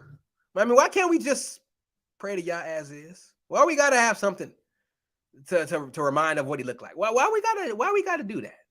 Why can't we just pray to him without having a picture in our head of what he looks like or anything like that? We're gonna see what he looked like when he come back, right? We're gonna see what he looked like when he come back. At that point, you will see him face to face. You will see him face to face. Why are we going around with these pictures? And what it does when black people they do that, they put around that picture, it makes them feel superior to the other races. Like, yes, Most High did say we are above all nations, but we don't go lauding it around. Hey man, you're gonna be my slave. You're gonna be my slave, white boy. You better get ready, white boy. You're gonna be out there in the fields, picking everything. Sun up to sun down. Yeah, that's right, white boy. You're gonna be my slave. Y'all don't do that. You don't see y'all going around smashing people because he Elohim. I'm the God of this earth. I can do what I want. I'm gonna smash you. Just because. He don't do that. He wants us to be like him. He wants us to be righteous in our judgment. That's all he's been trying to teach us this whole time. But our people stiff-necked. We don't want to learn anything righteous. We want to do evil. That's the only time we're happy, when we're doing evil. That's sad, man. That is sad. We only feel like we're being productive if we're doing something unrighteous. If we're out there fornicating, selling drugs, or being a whore, or being a whoremonger, or killing our brother and sister.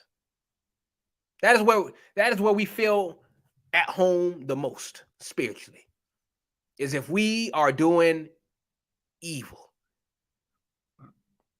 Whew. Most High said it. It's in the scriptures. I forgot where exactly is it? Does Jeremiah say that we only happy when we do evil? I'm trying to remember. We're only happy if we're doing evil somewhere. I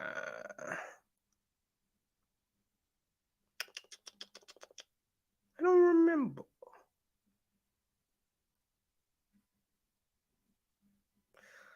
Uh,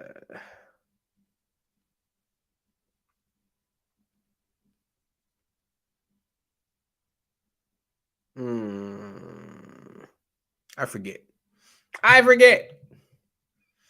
Whole Nephilim and sleeping with the daughters of men doctrine is not a salvation issue. We know our open enemy, and we have Yahushua to guide us on. Period. All esteem to Yahuwah. All praises. That's what it should be, in my opinion. Like, why are we pushing things that don't even matter? You know, why are we pushing things that has nothing to do with being saved? The only thing that we should be pushing is the gospel. That's it. The gospel of Yahushua Mashiach and the resurrection. That's the only thing that we should be pushing to our people. Nope, we got to get into this all crazy goddamn conspiracy theory shit. Old Nephilim and having sex with this and Promised Land is America and 400-year prophecy. 400-year prophecy is not even a salvation issue. Why do we harp on it? Why are we talking about it? We're making whole doctrines about it. That shit was in Genesis, 400-year prophecy. In the time of Abram. Before he even became Abraham.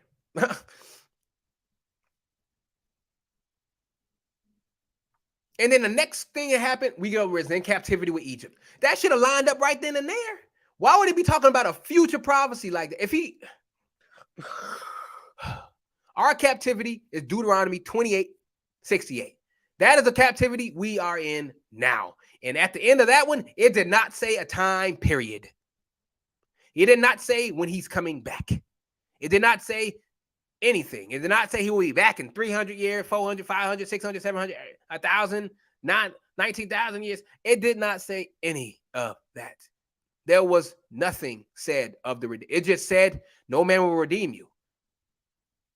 That's what it said. No man will redeem you. But he said, I will redeem you when I come back. But that redemption is the one when he says, I don't even know the time of the hour. No man knows the time of the hour. That's the captivity we're in. That is the time we are in right there. That 400-year prophecy is done.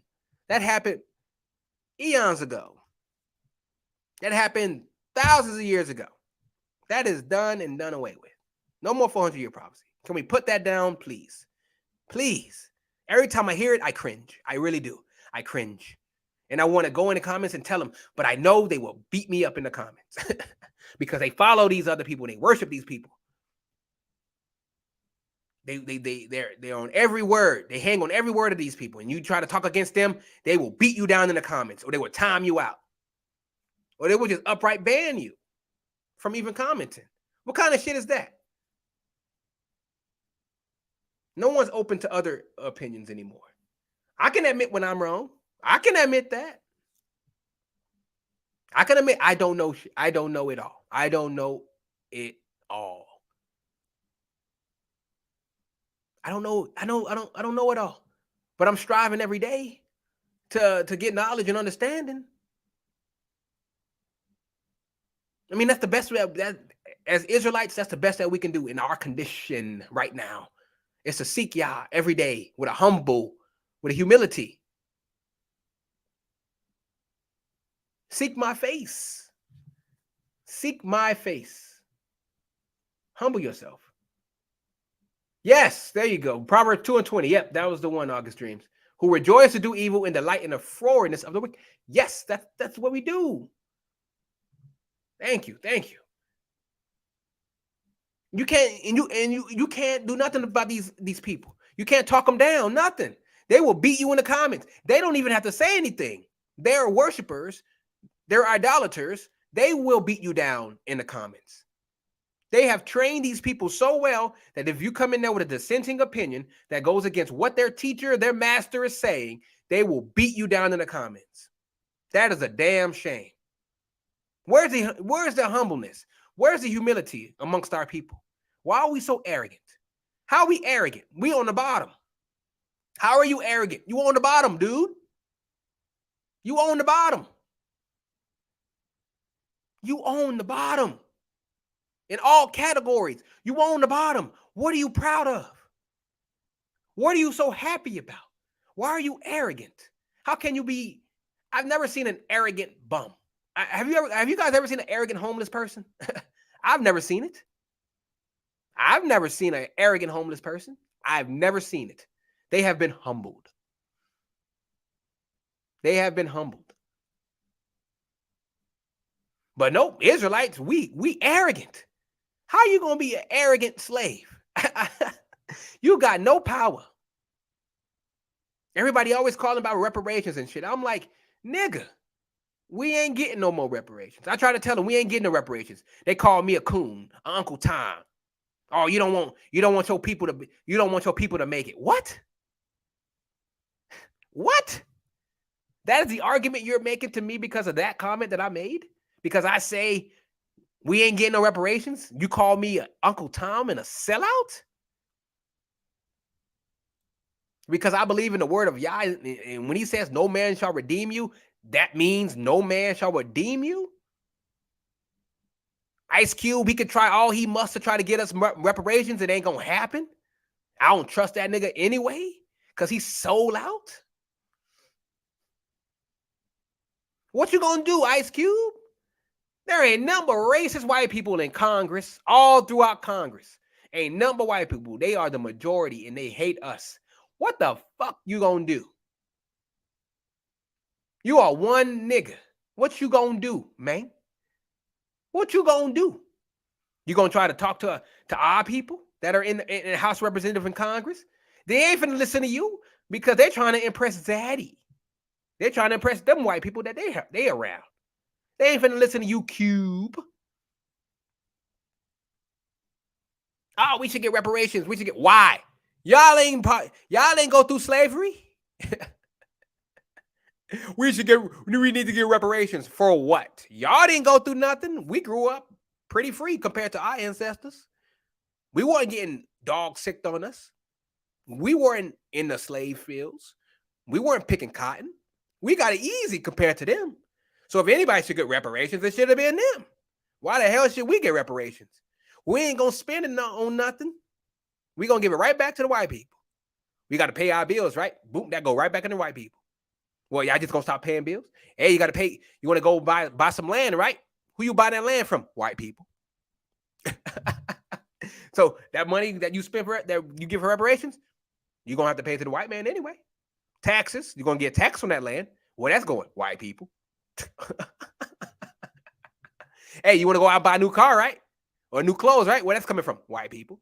I don't think there's any black people making cars right now. Do y'all know any black car manufacturers right now that I don't know of? I think that's pretty, all the other nations are doing those. I don't think there's any black car manufacturers. I don't think so. Yeah, I don't think so. You want to spend money on your own shit, right? There ain't a lot of black people that make clothes. I mean, there are some black people that make clothes, right? There are some small businesses, but they pale in comparison. Pale in comparison to your Gucci, your Prada, your Fendi, your Balenciagas, your Nikes, your Adidas, your Pumas, your Reebok, your Filas. They pale in comparison. They don't got the manufacturing prowess to get all that stuff made for all the people getting reparations. How are we going to spend all our money on our own people? We don't got the wherewithal to even produce most of that stuff. All the manufacturing is made by the other nations. Warehousing and shipping, that's all done through the other nations.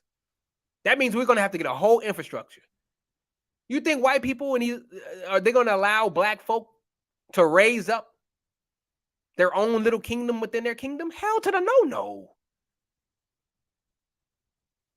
Like if you come in my house and whatnot, you're going to have to follow my rules. You can't come in my house and make your own rules and have your own little dominion in my house. That ain't no problem. Hell no, you get the fuck out of my house. Hell no. You either do what I say or you get out. We ain't got the wherewithal to do shit. We ain't got the wherewithal to do nothing.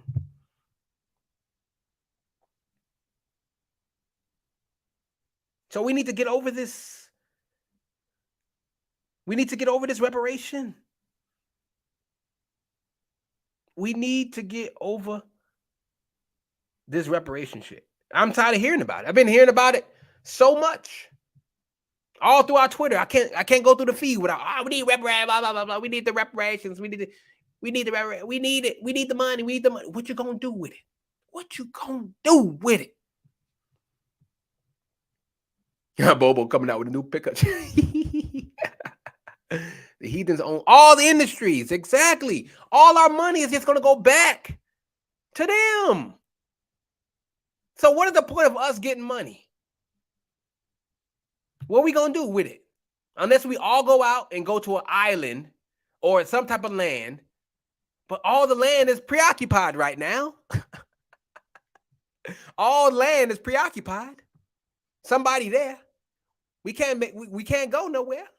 All the land right now is preoccupied. That means Yahushua HaMashiach has to come down and get these people out of the land where he gonna put us. We ain't gonna do that. What we finna do? We gonna fight the Arabians? We gonna fight the Iranians? We gonna fight the Saudi? We finna fight the Pakistan? We finna fight them? We gonna fight them to get them out? Come on, man. Come on, man. Come on. What we doing? I mean, Most High, he has made it very simple of what we should do. Very simple. And it's in 2 Chronicles 7:14. And it reads, if my people who are called by my name, which are called by my name, shall humble themselves. That's a big one for Israel. We ain't humble. Even though we on the bottom, we ain't humble. And pray and seek my face. They not doing that. And turn from their wicked ways. They definitely ain't doing that. Then will I hear from heaven and will forgive their sin and will heal their land. How hard is that? So simple. It's so simple. Why can't we do that as a people? Why can't we just shut the fuck up, come together, get over our petty differences, because that's what they are, petty. Come together, seek Yah, repent of our wicked ways, seek his face, and pray. How hard is that to do? Why is that so hard for our people to do? Why are we so goddamn hard-headed and stiff-necked? Why? How can we be hard-headed and stiff-necked in captivity? Captivity is supposed to humble you. If you're in prison, you get humbled. Like if you're in jail, you're going to get humbled in there because you got to do whatever they got to say. You ain't a free person no more. That humbles a person. Why we can't be humble in captivity? We all walking around with Gucci on and Mercedes Benz like we got it like that. Just because you got a six-figure job, that don't mean nothing. You just a high-paid slave, dude. Listening around to Kevin Samuels, talk about what a high-value male is. That homo.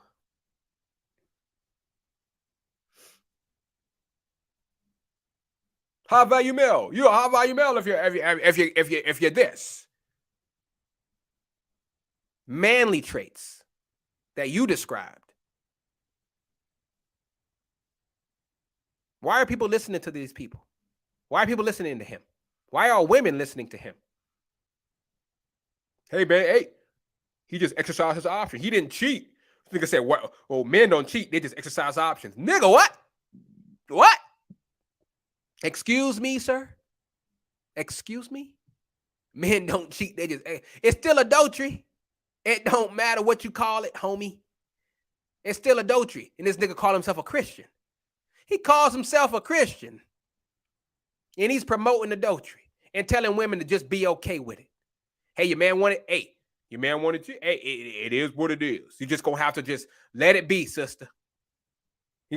Girls be calling in there, agreeing with him. It's like, yeah, my man, he go out there and he He mess around with other girls, but he come home to me. So I know I'm good. I'm good. He come home to me and he give me this lifestyle. He buy me purses and he buys me cars. He buy me car and I'm living good. I'm living good out there. I got a high value man. He make a lot of money. Yeah, he go out there. He mess around with other women and everything like that. But he coming home to me. He coming home to me. She said it just like that. He coming home to me. And here I am. I'm shaking my head like, this motherfucker. This bitch lost. They are crazy. We crazy. We are sick in the head. You gonna allow some nigga to tell you, hey, we gonna cheat. That's what we do. That's what we as men do. We have needs. Outside of you, we have needs. So if we go around looking for other girls and everything, that's nature. That's just what we do. What? What? Huh? Are you kidding me? The majority, man, exactly, Sister Eve. Small percentage. It's a remnant. That's why y'all says it's going to be a remnant. Y'all willing? I want to be part of that remnant, man. I don't want to be nothing. I want to have nothing to do with none of these wicked Israelites. This is why I do not hang around these motherfuckers. I steer clear. Unless y'all brings them to me and we can agree on the scriptures. Like one girl at work, I talk, she's an Israelite. We talk about the scriptures all the time. We good. I can agree. I hang with them. All the other ones, stay away from me. He is a black devil. Kevin Scamuel is leading them. Kevin Scamuels, he's got almost over 1 million subscribers. Do you know how much blood he has on his hands for what he is teaching to our community? Talking about he loves the community. Talking about he talks the way he talks because he loves our people. Bullshit. If he loved our people, he would tell us the truth. He would tell them, hey, come back to your God. If y'all want to come out this captivity, come back to your God. Don't tell them to go out and cheat. Tell them you high value male, getting them more entrenched in this Babylonian system. Talking about, hey, if you ain't making 6 figures, you're not a high value male. Says who? There's only one person who tells you you're a high value male, and that is the Most High. I don't listen to no man. Oh, you're not a high value male. Nigga, fuck you. Who the hell do you think you is? Homo? This nigga was nothing 4 years ago. Nothing. He was a nerd on there. He didn't know how to speak or nothing. He was a goddamn nerd. He wore fucking suspenders and all kind of shit. Talking about cologne. That's what his channel was. That's what his channel was. And it wasn't doing shit. Nobody, his views was nothing in the fucking tanker. I know who this nigga is. I know his beginnings. He was nothing. He talked about cologne. He was an image consultant. He talked about people's image and talked about cologne and shit on his channel. Nothing. Nobody give a fuck. He got no views. Then all of a sudden, this nigga come out of nowhere. He sold himself. He sold himself for the bag. Sold himself. Now this nigga got over 1 million subscribers. Sold himself to the bag. Sold himself out. To put his people under the bus. He threw his own people under the bus for the bag. That was probably, I know that was part of the deal. I know that was part of the deal. Hey, preach this shit right here. You know, throw your people under the bus and we gonna pay you handsomely. That's where that nigga live in Atlanta. That's where the boule at. That's black boule all day out there. All them gay motherfuckers out there. Black boule. Black boule. And we got men looking up to this nigga. Yeah, man, I'm gonna get my paper up, man. Yeah, I'm gonna get my paper up. So you are finna get more materialistic. I gotta get my paper up, man. If I gotta be a high value male, yeah, man, I gotta get my paper up and everything like that. Don't matter, nigga. You still a slave. You can make $1 million. Look at LeBron James. That nigga make millions and millions of dollars. He's still a slave. He got a big ass boule thing right across his chest, tattooed to show this is my master. This nigga don't do nothing. Fake Jews say jump. This nigga say, how high, master? How high, Zaddy? How high, Zaddy? Them niggas say bend over. LeBron says LeBron James bend over to the quickness. Hey, I'm putting the business out there. I don't give a fuck. I don't care. People need to know this shit. All your athletes, all of them, all your celebrities. And I'm talking to the black people here. All your black celebrities, all those rappers, all those singers, they are nothing but slaves. High paid slaves to keep you ignorant to your master, God, the Most High, to keep you ignorant of Him. They distract you with the foosball and basketball, the most faggoty sports ever. Watching a bunch of men sweating, going up and down the court, dunking on each other. What? Patting each other on the ass and shit. Football. What is that? Bunch of sweaty niggas tackling each other. What? Gay shit. Some gay shit. Homo. I mean, look at the celebrations when they win playoffs or they go to the Super Bowl or they win the Super Bowl. They jacking off the wine and spraying it in each other's face. What kind of homo shit is that? It's all in the signs. It's all there. They're telling you straight up what they about. Jacking off the wine bottle and then spraying it in each other's face. They coming in each other's face. Hello. And they have their mouth open and everything as they're getting sprayed in the face with the wine or the champagne. Come on. They telling you what they about. And our people listen to these people. They listen to these devils. And all of them are trannies. They all transgender. Jay-Z is a female. Beyonce is a male. Hello, why you think that kid looked just like Jay-Z? It take right after Jay-Z. Why do you think Jay-Z hangs around with a child more than Beyonce does? Because Beyonce is the man. You know, men don't really hang around the kids like that. Women are the ones who got that nurturing thing to them.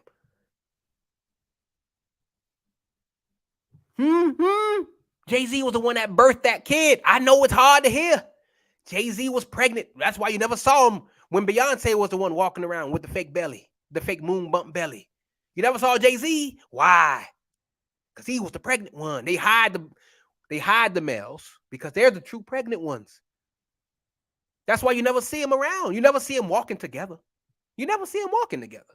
They always out alone when they're pregnant. You never see them together. Because they're the ones with the goddamn kid. I know it's hard to believe for most people. It was hard to be when the Most High put this in my face years ago. Years ago. I knew about this years ago. It's been going on forever. This whole transgender thing's been going on forever. Look at the kings and queens of these Edomites. Look at the kings and queens. Look at all the queens. Look at all the first ladies. You can't tell me they don't look like men. They're all manly. Michelle Obama. Come on, man. Didn't know Ellen DeGeneres? She had that bulge. Come on. And then Obama called her Michael a couple times before. Oops, slip of the tongue. Or maybe it wasn't a slip. Maybe it was a Freudian thing. Maybe he was trying to let you know, hey, that's a nigga. That's a nigga. What woman is shaped like that, man? That's a big woman. Because that's manly shoulders. I know it's hard to hear. It is very hard to hear. People, when I try to tell people that, they check out. They're like, man, now you missing me with that, man. They're like, oh, man, you missing me now, man. Now you're talking craziness. I was with you, but with the whole Yahusha thing, but now you're talking crazy, man. I can't listen to that. And I'm like, well, look at the transgender stuff now. Well, look what they're pushing now. Now they're just making it public. They were silent about it before. Now they're just throwing it in your face. I mean, look at that GameStop thing. It's ma'am. Nigga had a 5 o'clock shadow and everything. It's ma'am. Nigga voice was deeper than mine. Niggas walking around with skirts on. Dudes are walking around with skirts and fake titties on. Come on, man. Don't y'all see this shit on TikTok? Should I tell him I'm trans? Should I tell him I'm trans? Man, he liked me so much, man. I don't want to hurt his heart. If I tell him I'm trans, he gonna break up with me. And they look just like a woman do, don't they? Don't they? Don't they look? They doing good work. But you can tell if you look at them hard enough. Hard ass face, Adam's apple, big ass hands, shoulders. The way they walk, the gait. Women's when they walk, they cross their leg in front of each other. Men walk like a soldier. We walk with our feet to the side. You know, women walk and they put their feet in front of each other. They kind of walk like a crisscross. That's how they walk. That's another thing that you can see. But this is a whole nother lesson. I can talk about that shit. But I'm just telling you now, all your celebrities and all that shit, man, it's all fake. We need to stop listening. Our people need to stop putting power where there doesn't need to be power. Because if they continue to do that, why? I mean, they're going to continue to stay enslaved. And then you're going to lead your ass right to the brimstone. I ain't got no love for you. I don't care. Yeah, you want to go to the brimstone? So be it. You want to go ahead and you want to be burning for eternity? Hell, now we got preachers out there saying there ain't no lake of fire. What is this?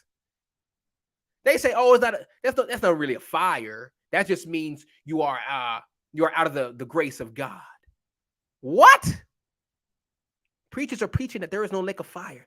That wasn't a real fire he talking about. That just that is a metaphor for saying that you are out of the grace. You're outside of the grace of God.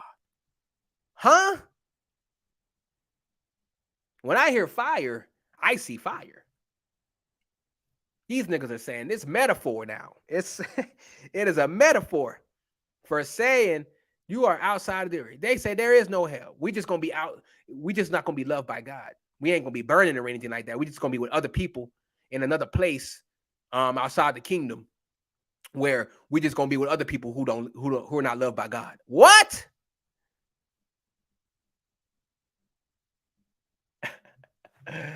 Kitten Heels is about his money bag. Yes, sir. Wearing lip gloss and everything. You see how he be smacking too when he be talking, right? He be smacking when he talk. Insecure dude's gonna fight you tooth and nail for his fruity behind, as long as he delivers a certain message about a black woman. Crazy. If our people are broke, poor, broken, and destitute, haven't turned to the Most High, in this state, what makes you think they're going to change now, having thousands, if not millions, to repent? It's true. I agree. Ben, if I was a professional MMA fighter, I would challenge him to a match and choke him out. Fuck, choke him out, just kill him. I ain't seeking no. I'm not promoting violence. YouTube, not promoting violence. Oh man. Hey, shalom, Ariel. What the business? I'm just on here talking about these crazy ass people. Oh, a lot of trans. All of them are trans. Get me wrong. All of them are. Now, that's the thing that I always used to think that there were some of them that were not, but they're all trans. Ariana Grande, that's a man. I mean, look at that hard ass jaw she got. Come on, cuz. The only reason she can sing that, I can't call it she, it can sing that high, is because they castrate you. Just like what they did back in the day when they castrate males, you get a higher voice. If they do it when you are young enough, then you never get bass in your voice. Crazy. Lady Gaga is a man. Didn't they show that before? Cardi he, Megan the Stallion. Come on, Stallion is a male horse. Why would you call yourself a male horse? Telling you right there in the names. You could tell with the fake butts, the fake titties and all that shit. That's why you could tell they trannies. No man don't grow out breasts like that or ass like that. So they got to get them surgery. They got to get them plastic. That's why they look so plasticky now. Now they just don't even give a fuck. Before they used to kind of keep it subtle. But now they just don't care. They're just making it all known to the people out there. They all got dicks, man. That's the part of the Baphomet. You can't be a part of Hollywood if you're not a transgender. They probably gonna cut my shit. They're gonna probably delete this video. Oh, I know they're gonna probably delete this video. I know they're gonna delete this video probably. I don't give a fuck though. You know me. I tell it like it is. You got to be a watchman for the people. You got to tell the people the truth. I don't hold nothing back. Hey, if you two want to cut my shit, hey, it is what it is. If that's y'all's will to have him cut this video, hey, it is what it is. That's my philosophy. But hey, man, I got to tell the truth. I don't give a fuck. I name names. I don't care. I name names. Come at me. Come at me, bro. Come at me, girl. I don't give a fuck. Defend yourself. Defend yourself. Yes, sir, Ariel. That's what I do, baby. That's what I do, man. That's all I got to do, bro. It's the only thing I can do, bro. I can't go. I can't. Me personally, I don't know about y'all, but when I hear something or when I see something that this is wrong, I can't stay silent. I can't. Whether it's on Twitter, Reddit, Instagram. This is why people hate me on there.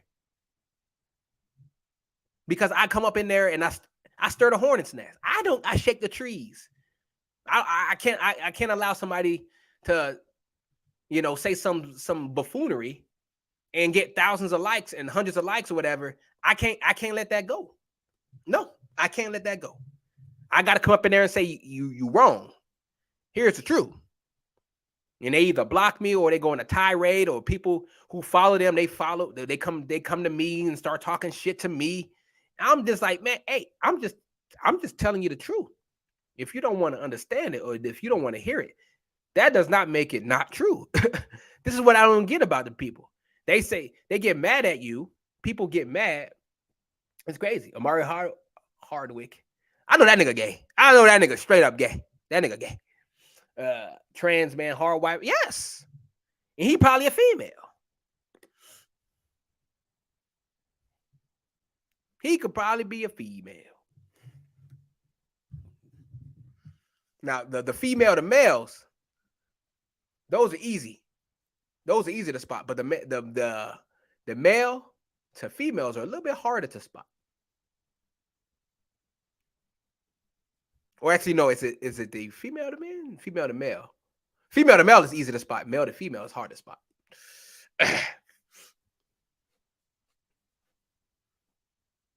No, male to female is the easiest to spot. Female to male is the hardest to spot. Well, it's not really that hard. All you got to do is watch how they walk. It's all in the gait. It's the way they walk. I be analyzing shit, but when I be seeing, I'll be watching movies and shit. I be analyzing everything. I be looking at their jawline. I be looking at they brow bone. I be searching. I be seeing how big their hands are. If they got an Adam's apple. If they got wide shoulders. If they got flat, no hips or nothing like that. Because a man has a flat torso, no hips. How many of these do you see that on the white people? Like Britney Spears or Christina Aguilera. They ain't got nothing. It's just straight down. Women have, even white women, they have a curve by the navel. You get, and then it goes out toward the hips. You get that indent. Males don't have that. Males is just straight down because we don't have hips. And if you watch a lot of your females, that's why they always wear, or they try to hide the hips, or they try to have corsets on to insinuate that they have hips. That's why you never ever see them have hips. Or that's why they always take a picture with their legs crossed, with their legs in front of each other, because it makes it look like they have hips. Because if you stand like a regular person, you will be able to know that they ain't have no hips. It's a whole science, man. It's crazy, bro. I'll be like a scientist dissecting all that shit. I try to let my people know about this stuff, because I'm like, hey, man, that's why you don't do the whole dating shit no more, because it's like you don't know who's a man or a female nowadays, man. There's a trans on TikTok, like, hey, should I tell him I'm a trans? Like, what kind of shit is that? You hanging out with a chick, or at least you think it's a chick, and she a whole nigga. Should I tell him I'm trans? I'm like, man, hell nah. I be scared of that shit now, bro. I'm like, man, nah, it's gonna. You fucking whip out a dick on him. No, hell nah. I'm good. Nope. Y'all can keep y'all heathen ass over there. And they never want you to talk about them, boy. Those are one people you can't really talk about now.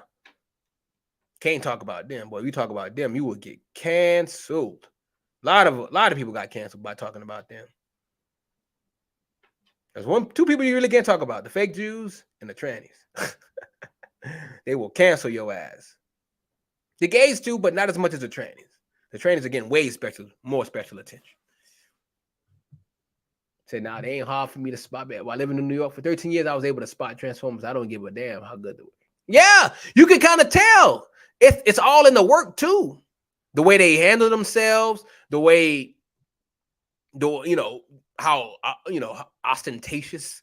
I mean, they get the really big butts and everything, and man, you could tell by the muscles. That's why when I see people talk about, oh, Serena Williams, she's a woman. What? That's a hard woman, bruh. You can't tell me that ain't no nigga. That's a hard face man.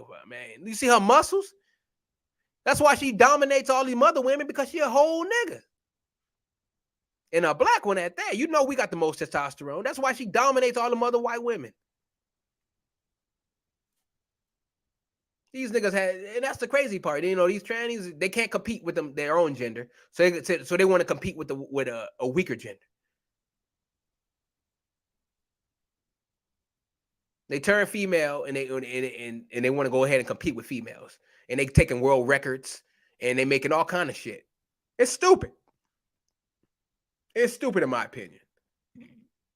These people are destroying sports. They're setting world records that probably will never be beaten by actual female.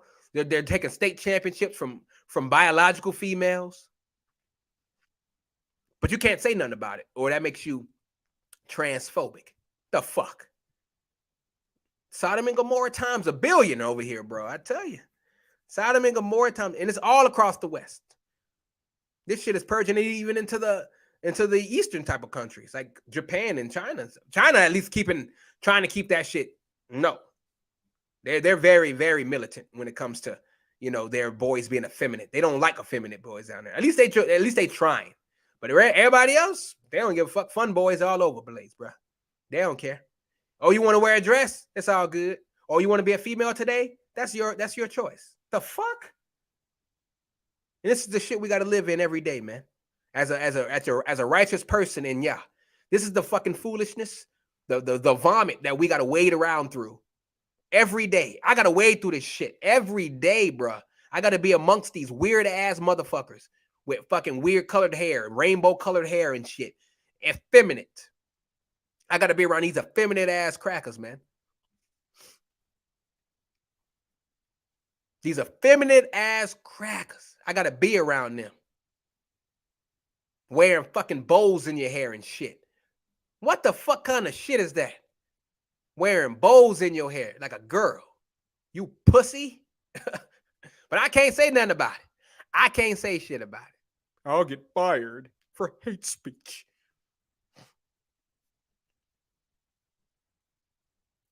It's hard to stay silent with this shit, man. I have to hold my tongue every time I see this nonsense, man. These openly gay ass motherfuckers walking around prancing through the goddamn store. I have to fucking hold my tongue instead of fucking stoning these niggas. Beheading these niggas right there on spot. I gotta hold my tongue. These niggas are prancing through the fucking spot. Just prancing. Just twisting like a female. Just twisting. Talking like a girl. Talking like a girl. Talking like a female. And I gotta listen to that fucking nonsense. This is why I listen to music all day. I don't want to hear nothing. I gotta see it, but I don't want to fucking hear it. That's the shit I gotta fucking look at every day. And these heathen, they don't give a fuck about y'all. These white people, they don't give two fucks. So they are way in it. So I can see why our people are always up in this idolatry shit, because these niggas are brave. They are brave with the abomination and the idolatry here in white people country. They are brave with it. They don't care. They don't give a fuck here. They don't care. Openly walking around with devil shit on Baphomet stuff. They, boy, even in the Bible Belt.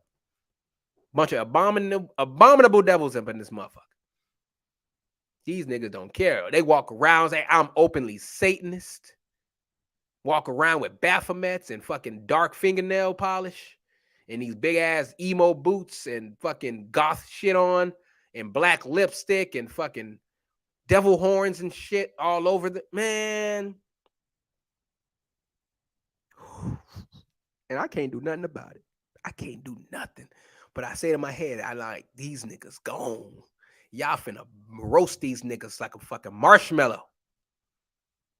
That's my only saving grace, man. It's just to think that this what y'all's gonna do to him. That's the only way I can get through this shit. I just think in my head, I'm like, y'all finna purge these niggas, man. Y'all finna purge them. And he is doing it.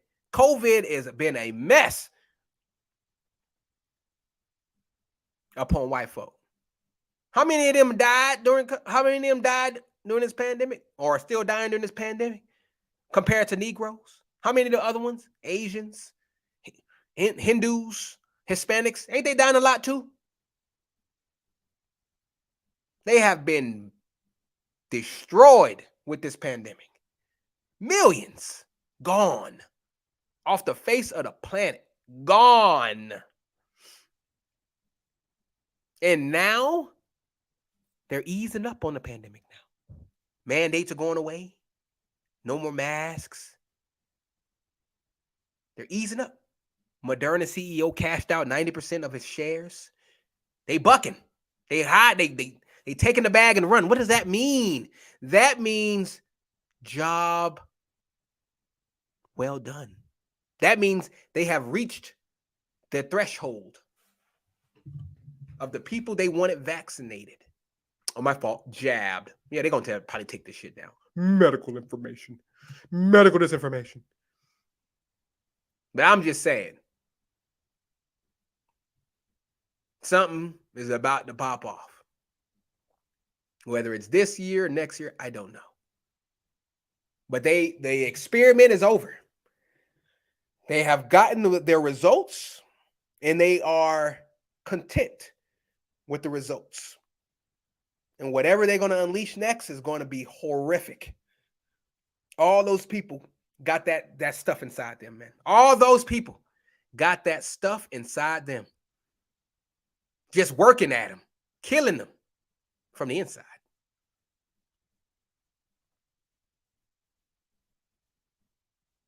And the elite are about to do something to activate whatever is inside.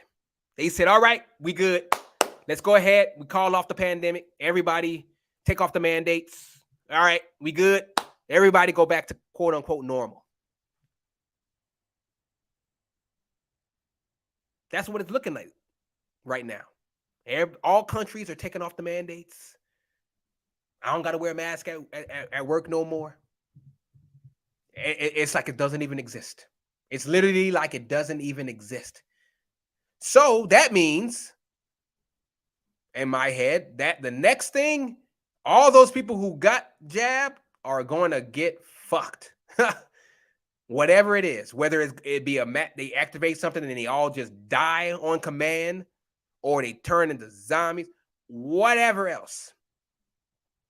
It's been 2 years. Simpson said, hey, it would take 2 years. And that fortune cookie thing. Or whatever. 2 years is about to come upon us. That'll be March something. When did we go in lockdown? It was March 2020. I believe it was March 2020. March something. But we're coming up to that first one. Is it a coincidence that they're saying no more pandemic right before that 2 year mark? Is it a coincidence to me? Am I blowing things out of proportion? Am I looking into this too seriously here? Am I trying to connect dots where there are no dots? Only time would tell. But all I know from what I've seen, these people, something bad gonna happen. You know how many people have been jabbed? A lot. Millions. Probably billions. Probably billions. And not even jabbed, double jabbed. Some of them triple, quadruple, or even quintuple jabbed. At one point, I think Netherlands wanted you to have 6 of them, 6 shots. And then there's a booster too. So these people just got all kind of shit up in them. just festering around, just festering, just waiting for something,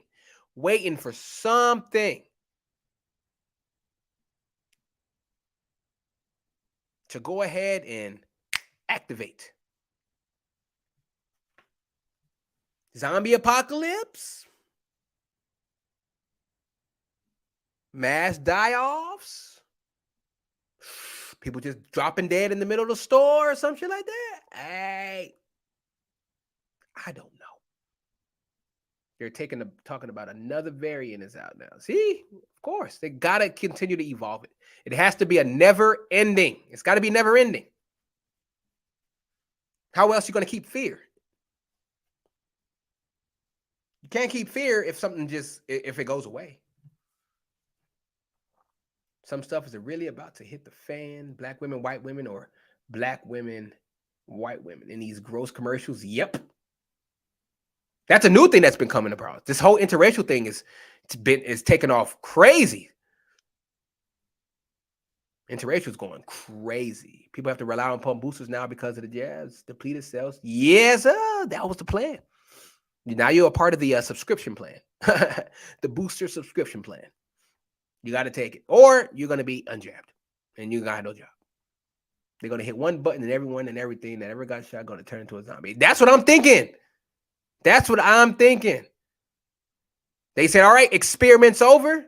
Now we're gonna wait a little bit to let it fester again.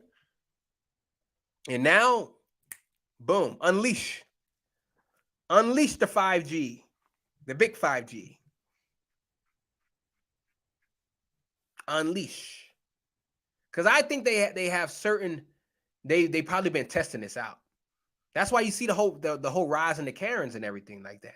I believe, for me at least, they have control. You can target people who have the shot. You can target them and you can control their behavior. That's why I saw the rise in the Karens. You can control them from afar. That's the crazy shit the military has. You can control that shit from afar. You can control people from afar. You could control their behavior, and they say, "Oh, look at this one. You just press this one behavior. You just press this one button. Look how crazy they're going right now. Oh, boy, look at this one right here. Wow, boy, getting really bold out there. That's why you see all this crime. Crime has been going up. All this stuff. People are just becoming more chaotic, more suicides, more shootings. All this stuff. Can it be attributed to what's in the shot and them controlling them? Hey. No one knows. You can only speculate. I can only speculate. That's all I can do. In the movie Kingsman, exactly. Was this the new? This was in the second one, right? The second Kingsman. Was it the? Because I know they just came out with another Kingsman. I know I saw the second one where they could control people. And it was also in the new James Bond movie as well. That they had like a virus or something like that, and you could control it on a computer. It's insane, bro. Stonings. Yeah, we need stonings back, Ariel. That's what I was talking about in the chat. I'm like, man, we need to have some stonings and beheadings back. They sort of kind of do it in Saudi Arabia, in the Arabian countries, in the Middle East, in India. They do it too. They behead people. If they are an adultery, get caught for adultery, they behead you. They chop off your hand if you try to steal. They still do that. They don't do that here in the West, though. In the Western countries, they don't do that. That's why there's no fear. The fear of Yah is nothing. There's nowhere in this world. It's absent. Only for a certain remnant that are still following the laws. But for everybody else, there is no fear, which is why people can prance around. A man can prance around in a fucking dress and wear lipstick and say he's a woman. No fear. No fear. No repercussions. No consequences. But the Most High is going to put the consequence back on the table. And I don't know if you're going to bring back stonings and shit like that. I have no idea. But all I know is you're going to follow this law. All nations are going to follow it. The commandment. We're going to follow the law. If not, I don't know what the repercussions are. I know if you don't come up to Jerusalem, you ain't going to get no rain. But what about other sin? if they do adultery or any. What about that? Because I know there's still going to be flesh out there among spirit beings. So the fleshy people, they can still sin if they, if they don't have control over it. Are we bringing back stonings and beheadings? No one knows. I can only speculate. But I know in order to put fear in people, people need to die. People need to die. They need to see that, oh shit, you can't fuck with that. Oh no. If you do that, you get this consequence. Oh no, I'm not gonna do that.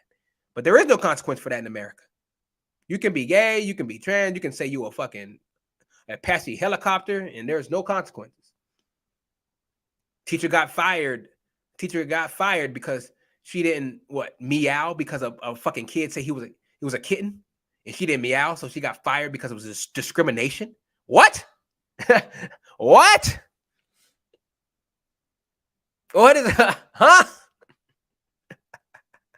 We got heathen women. We got these fucking white women out there, just on Zoom and whatever, just talking about their sexual preferences to middle schoolers and high schoolers and little kids, coming out as gay, as if that is something that you need to tell kids. I'm a lesbian. I like other women. Good for fucking you. Why the fuck you telling kindergartners? You fucking weird ass bitch. You agenda pushing hoe.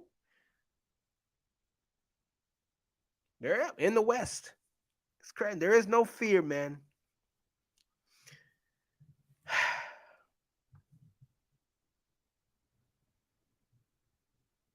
It's no fear.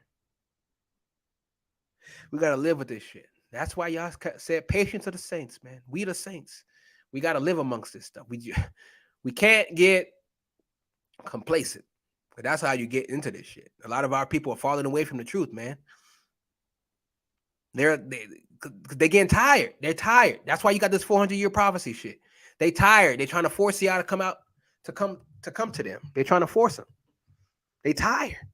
They don't got the patience to endure. Some of them are like, hey, man, if y'all ain't coming in the next 5 or 10 years, I'm going back in the world and shit, bruh. People are saying this. If y'all don't come back within the next 5, 10 years, I don't know if I'm going to be in the truth no more, man. That's what they saying. Because of these people and these prophecies and whatever, trying to make prophecies where there are none. They are killing people's truth. They are killing people. They are killing the light of people that want to know about Yah. And they're putting timetables. The tribulation, yeah, it's gonna be 2025, blah blah blah. And now you got people waiting for this shit. And when it doesn't happen, people gonna lose faith. That's why a lot of people, I'm pretty sure, dropped off after 400 years. They saw 2019, then they saw all this stuff happening. Like, yes, Yah's coming. But now it's 2022, quote unquote. Still not the new year yet. Now it's 2022, and he still hasn't gotten this yet. People are losing patience. People are losing faith because of these prophecies. Yah's coming back 2023, 2024, and it doesn't happen. People lose faith because they're already tired of living amongst all this nonsense as it is. So now you're putting timetables, and those timetables are not coming true, and people are getting fed up. They're saying, man, fuck it, man. I'm just going to go back in the world, man. Fuck this shit. Fuck this shit, man. I knew this shit was all a lie. I knew it was all a lie. This Bible, fake. That's what goes in their mind. That's what goes in these people's mind. You try to tell them all these things, and it doesn't come to pass. And these people are getting fed up. 400-year prophecies and 3 years of darkness, going to be 2023 and things like that. So now people are waiting for 2023. People are going to be waiting next year. And when it don't happen, they're going to be like, what the fuck? I thought this Bible was real. I thought the Most High of this Bible do what he say. And they're going to kick against the Bible, and they're going to drop out of the race. And that blood's going to be on their hands. That blood is going to be on their hands. Who pushes these doctrines? But they don't care. They got thousands and thousands of subscribers. It don't matter. They getting paid. They get donations all through their all these other camps and shit like that. They don't turn off donations. All these other people who are preaching, who these other Israelites that I used to listen to, whatever, they don't turn off the donations. They keep it up. Thank you for the gift. Thank you for the gift. Thank you. Thank you. Thank you for the gift. And they be gifting them a lot of money. $50, $100, $200. Just giving over money. And they're wrong. I'm like, this dude, this prophecy, they're talking about the 400 years. We still here. How you giving this nigga how you still giving this nigga money? 400 years mean 400 years. If 1619 or 2019, that is 400 years. And if you are there one day longer, then he is wrong.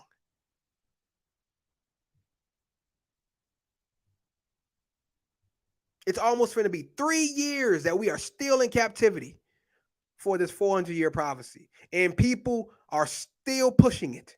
How can you push it? You wrong. Why can't you just admit, hey, you know what? You know, fam, I was wrong. I thought the 400-year prophecy was for this captivity. And you know what? I went through the scriptures and everything like that. And I prayed to y'all for understanding. And he told me, you know what? That 400-year prophecy was for something else. I'm sorry, fam. I'm a big man. I'll say I'm wrong where I was wrong. I'm humble enough to tell him I'm wrong. Nope. What do? They double down. Oh, he coming, fam. He coming. You see all this stuff that's continuing to happen? All this judgment still happening out there? He coming. He's still coming. False hope. To keep those people alive and donations flowing, they have to tell them a lie.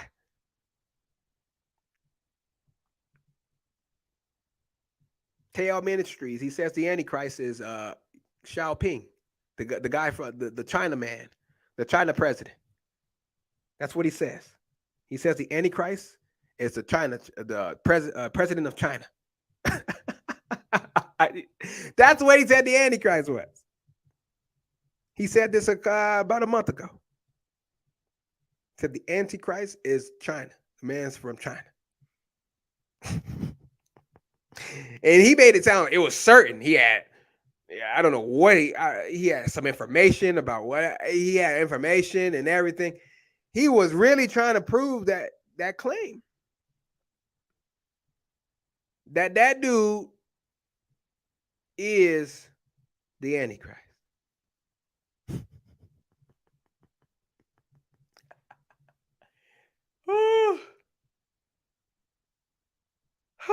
They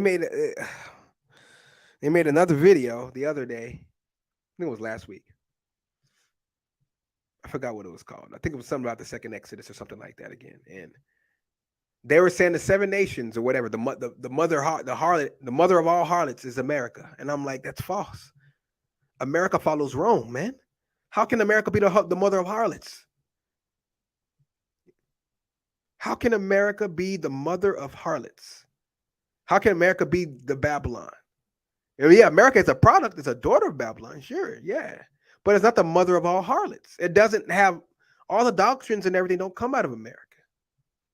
It comes out of Rome. But they didn't say that Rome was a Western. They said Rome was a part of it, but America is a top dog.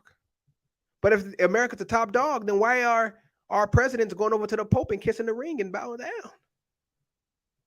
America, the nation should be coming to us and bowing down to the presidents. Why are the presidents going over to the Pope and bowing down and kissing the ring? Huh?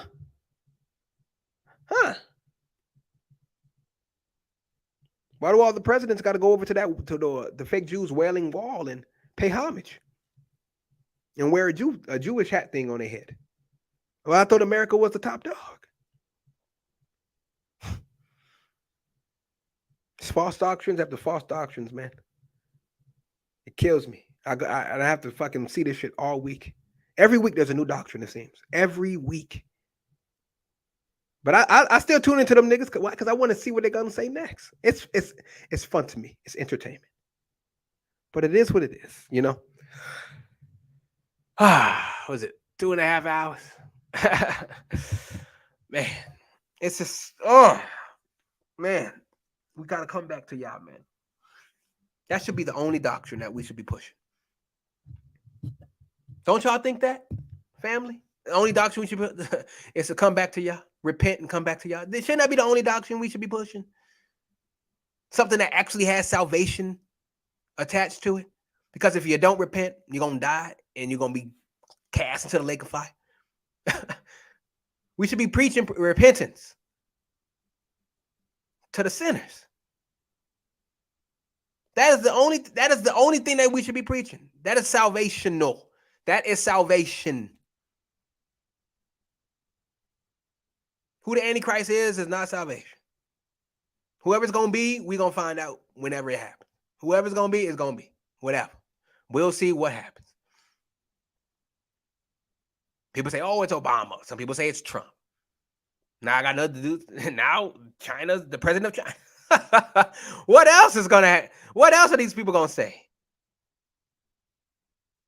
That's not salvational, though. Nephilim shit, that's not salvational. Sex with angels, sex, that's not salvation.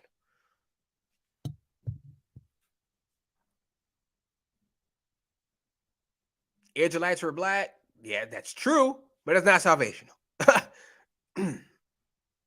But it's kind of true because you got to know who the people are to cleave to.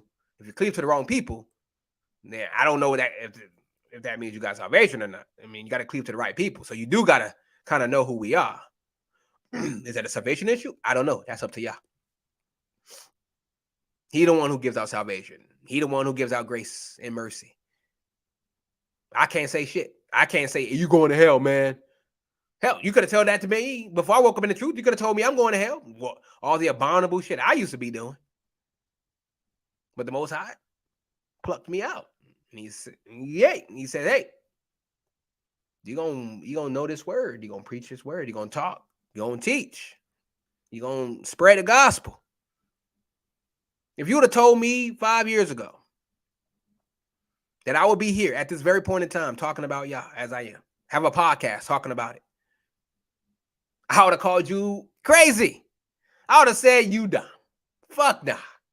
5 years ago, I was an atheist or a very strong agnostic, leaning agnostic. I ain't believing whatsoever. Nothing. I ain't care about the Bible. I ain't care about none of that stuff. If you would have told me at that point in time, 5 years ago, while I was in the world, that I'm going to be right here, right now, in this point in time, that I would have this much zeal for the Most High, that would be 16 episodes in to a podcast that talks about the truth of the world in the Bible and about our people, about Israelites and things of that nature. I would have looked at you like you was crazy. I would have looked at you like you was crazy. I'd have been like, that ain't gonna never happen. You kidding me? But that's why we spread the gospel. Because one person can be in the world today and out of the world the next. That is how powerful the Most High is. That is the only thing that we should be spreading is repentance to the people.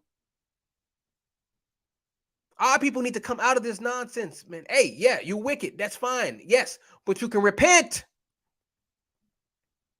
I repented.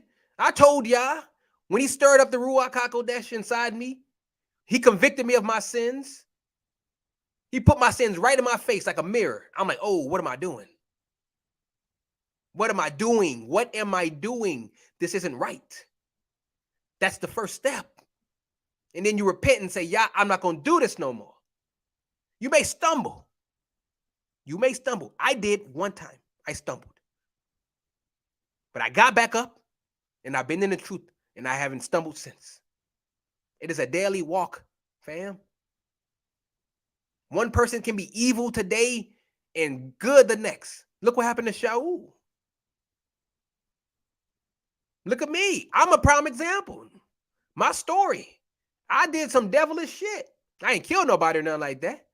But I did some devilish shit. That should have cast me into the brimstone. But the Most High had grace and the Most High had mercy upon me. And I thank him for that every day. That's why we can't condemn folks.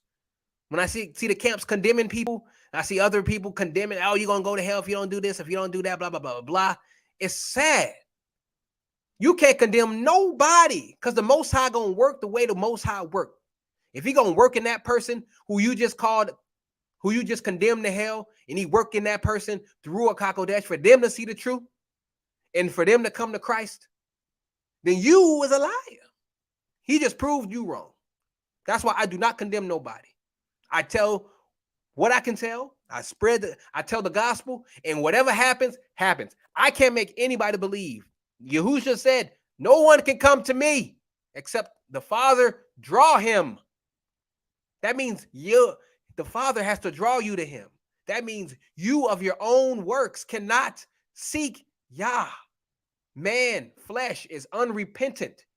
It is enmity towards him. You only can go if the Most High's Father, the Most High, Yah's Father, Yahushua's Father, him draw you, stir up the Ruach HaKodesh and draw you to him. That is the only way. Because when I was a sinner, I wasn't seeking Yah. I wasn't. I was doing foolishness all day, every day. Anything on my mind was evil shit. It is only through the grace and the mercy of Yah that I get to be this person who I am before you today. And that is that's the message I want to bring out today. Just spread the gospel. Don't bring don't attach no doctrines to it. Just spread the gospel. Spread repentance. Yahushua, he died. He rose up. That is the promise. You die in him, you rise up. In that first resurrection. That's what you preach, repentance. Hey, yeah, I understand. You was an idolater. You was a fornicator. You was a stripper. You was a prostitute. At one point, a gangbanger. You murdered people. But you can still repent and do none of that no more. What did Yahushua say to the lady who the scribes tried to stone for adultery? When he got rid of them, he said, go forth and sin no more. That is what the message is. You repent and you sin no more. We ain't perfect, but it's the effort. It is the effort that you put in. Too many people in this truth don't want to do all the work. They just think, oh, I'm an Israelite. I'm good. Don't got to worry about none of that bullshit. I'm an Israelite. I'm good. No, you ain't. You're supposed to have works. And how do you have works? Through faith. Faith automatically is going, and you're following the law, that's automatically going to produce fruit. When I got into this word, that made me want to learn more about Yah. So I went into the Bible and I started reading. I started listening to people who talked about it. I started gaining more and more knowledge. I wanted more. I was greedy for it. And then that produced works. That put in my heart to, hey, I want to start a podcast. More works. More works. As I got more and more into the word, more and more fruit started to bear itself. This podcast is a fruit of those works, of that faith that is sprouted when Yahushua stirred up the Ruach HaKodesh in me. I would not be here right now if it wasn't for that. If he did not stir up the Ruach HaKodesh, if the Father did not draw me, I would still be in the world doing foolishness. So that is the message I wanted to talk about today. We may be evil one day, but we can be good the next. That is the power of Yah. He already has it in his mind who he's going to choose. He already preordained who he's going to choose. But the thing is, you don't know who that is. That's why he wants us to spread the gospel. We don't know who's going to be. We know our people are knuckleheaded. We know our people are stiff-necked and hard-headed, but that should not stop us. Did it stop Paul? Did it stop any of the apostles? They was getting beaten, thrown in prison. Did that stop them from preaching the gospel? The true gospel, not no doctrine bullshit? No, it didn't. And that should not stop us, fam. People may not listen to it today. That's fine. That's fine. But guess what? You planted a seed. And it's up to Yah to water that seed. Because he's the only one that can do it. Some people may be unrepentant. And they may be a vessel of wrath or a vessel of dishonor. And they may be just going straight to the brimstone. But there are people out there that are vessels of honor. That are right now, that are in the world. And he uses us to preach that word to them. That if they hear that word, it plants something. And then Yah waters it. And then it grows into a beautiful tree. With works attached and all that stuff. That is the message. That is what this is all about. Winning souls. Hashatan taking souls, but we can win them. Each soul that is won, that pisses off Hashatan. Each soul that we win, each soul that gets turned on to the truth and becomes and repents of their evil ways is a soul, one less soul that Hashatan can bring to the brimstone.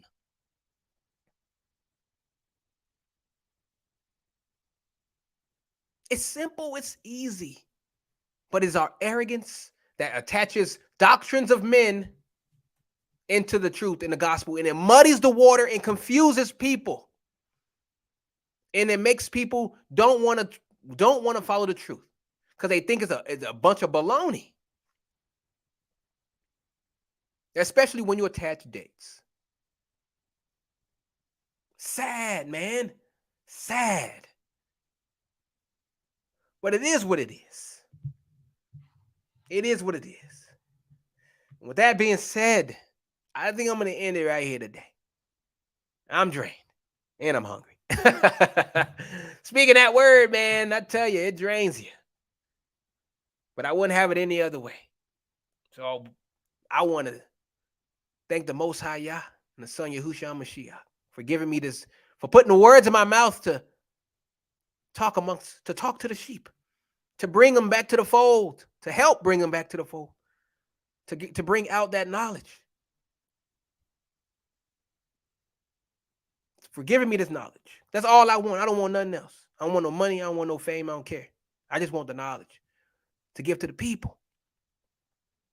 So I thank Yah and Yahushua for that knowledge. I thank y'all, fam, for stopping by, listening to me rant for damn near 3 hours. I know I can go on like a locomotive. I know. But I appreciate y'all, man. From the bottom of my heart, pure heart, I love y'all, man. I haven't met a single one of y'all in person, but I love y'all. Y'all show me love, so I show y'all love. That's how family works. And I appreciate y'all, man. You guys give me the motivation to keep going.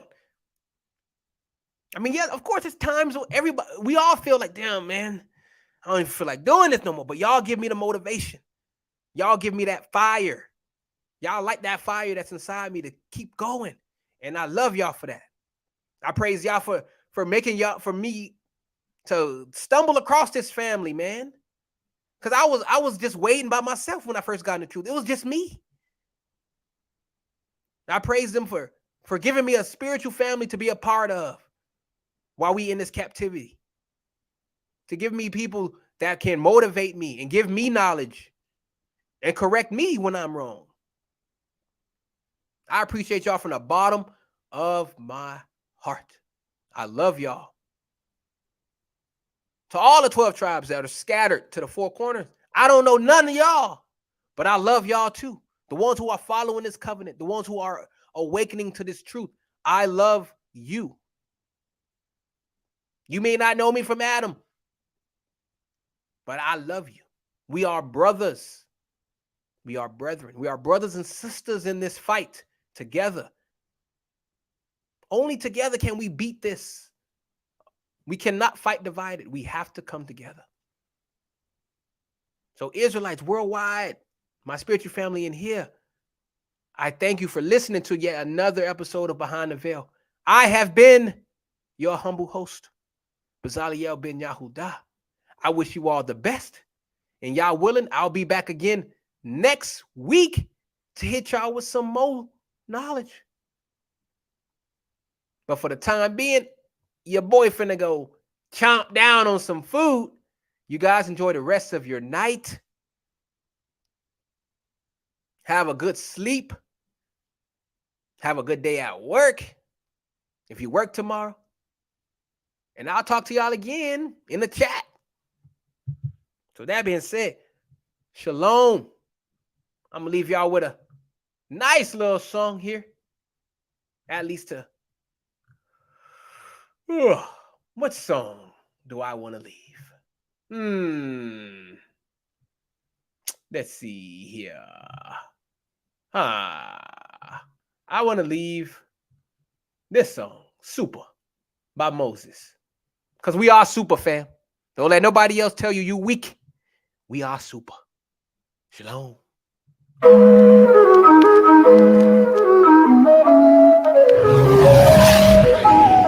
Hey, is it a bird? Is it a plane? Hey, but they black. I'm greater than a superhero, yeah, I'm about to take off. I'm a prince from royalty, fly with my cape off. And yeah, I got my power from the king. I'm keeping commandments and I'm staying clean. As real as the greatest that you ever seen, it ain't no mistake, y'all. Hey, greater than a superhero, yeah, I'm about to take off. I'm a prince from royalty, fly with my cape off. And yeah, I got my power from the king. I'm keeping commandments and I'm staying clean. As real as the greatest that you ever seen, ain't no mistake, y'all. I'm singing the Lord a new song, I'm sending up praises. Y'all's amazing, quickening my spirit from heavenly. Kept me alive for another day, his mercy rains down heavily. Charity making a better me. You ain't thinking repentance, you better be. Wanna make it to heaven and see the king. Can't imagine the kingdom is about to be. 12 gates with the 12 name, 12 foundation, 4 walls round. 12 angels standing at the gate with some kings rocking 12-point crown. I'm just speaking the prophecy, teaching it properly. Jacob now wake up, returning the Lord. Holy Jehoshaphat, that's where you slay him at. They should go fall in the glittering sword. Faster than a speeding bullet, we look like a locomotive or a plane. Spiritual X-Men with the power fighting red juggernauts, that's Cain. Trusting the prophecy, Eddie Kane. Stay in the book, but this ain't no comic. Gotta do power, I spit flames, MCU, see how I'm coming. Hawk out with the vision, I'm hooked with the hammer. War machine, and we bringing the damage. Iron Man, what you heavy to handle. We got the light, they can't blow out the candle. Prince of the power with purple rain. Israelite law on my brain. Kal-El, I'm a Superman. I'm in the booth, look at how I change. Greater than a superhero, yeah, I'm about to take off. I'm a prince from royalty, fly with my cape off. And yeah, I got my power from the king. Keeping commandments and I'm staying clean. As real as the greatest that you ever seen, it ain't no mistake, y'all. I'm greater than a superhero, yeah, I'm about to take off. I'm a prince from royalty, fly with my cape off. And yeah, I got my power from the king. I'm keeping commandments and I'm staying clean. As real as the greatest that you ever seen, ain't no mistake, y'all. I'm telling you straight, my nation the greatest that you ever witnessed, it ain't no mistake. Holding my head, yeah, I said what I said. I stand on my word for clearing from space. I'm taking my place #1 on the podium. Heathens is salty, they full of their sodium. Earth is ours, yeah, we taking it over. Got spiritual power. Word of Jehovah. Hey, hallelujah, I'm sending up praises. Look, it's amazing. Chariot wheel whipping through the atmosphere. Independence Day, when we out of here. Yo, this prophecy properly moving. It's manifest destiny. Life is a movie. Heavenly screenwriter with the wordplay. And a life is living what the word say. I endure to the end. I want a reward, a ruler should crown me. I was groping at noonday. I was lost in the dark, yeah, how I can't found me. Now I'm here on a mission. We used to be under derision. I dare them to clown me. Won't hear from the heathen when we in the kingdom. They legacy never be found. I'm a ministry mover. I used to be out here a loser, but now I'm a changed man. I died in the flesh, but now I'm a god, so now you can call me an X-Man. It's miraculous, marvelous men. Black as the night and they can't comprehend. End of the world is just to begin. And move out the wake up the faith coming in. Greater than a superhero, yeah, I'm about to take off. I'm a prince from royalty, fly with my cape off. And yeah, I got my power from the king. Keeping commandments and I'm staying clean. As real as the greatest that you ever seen, it ain't no mistake, y'all. I'm greater than a superhero, yeah, I'm about to take off. I'm a prince from royalty, fly with my cape off. And yeah, I got my power from the king. I'm keeping commandments and I'm staying clean. As real as the greatest that you ever seen, ain't no mistake, y'all. Ain't no mistake.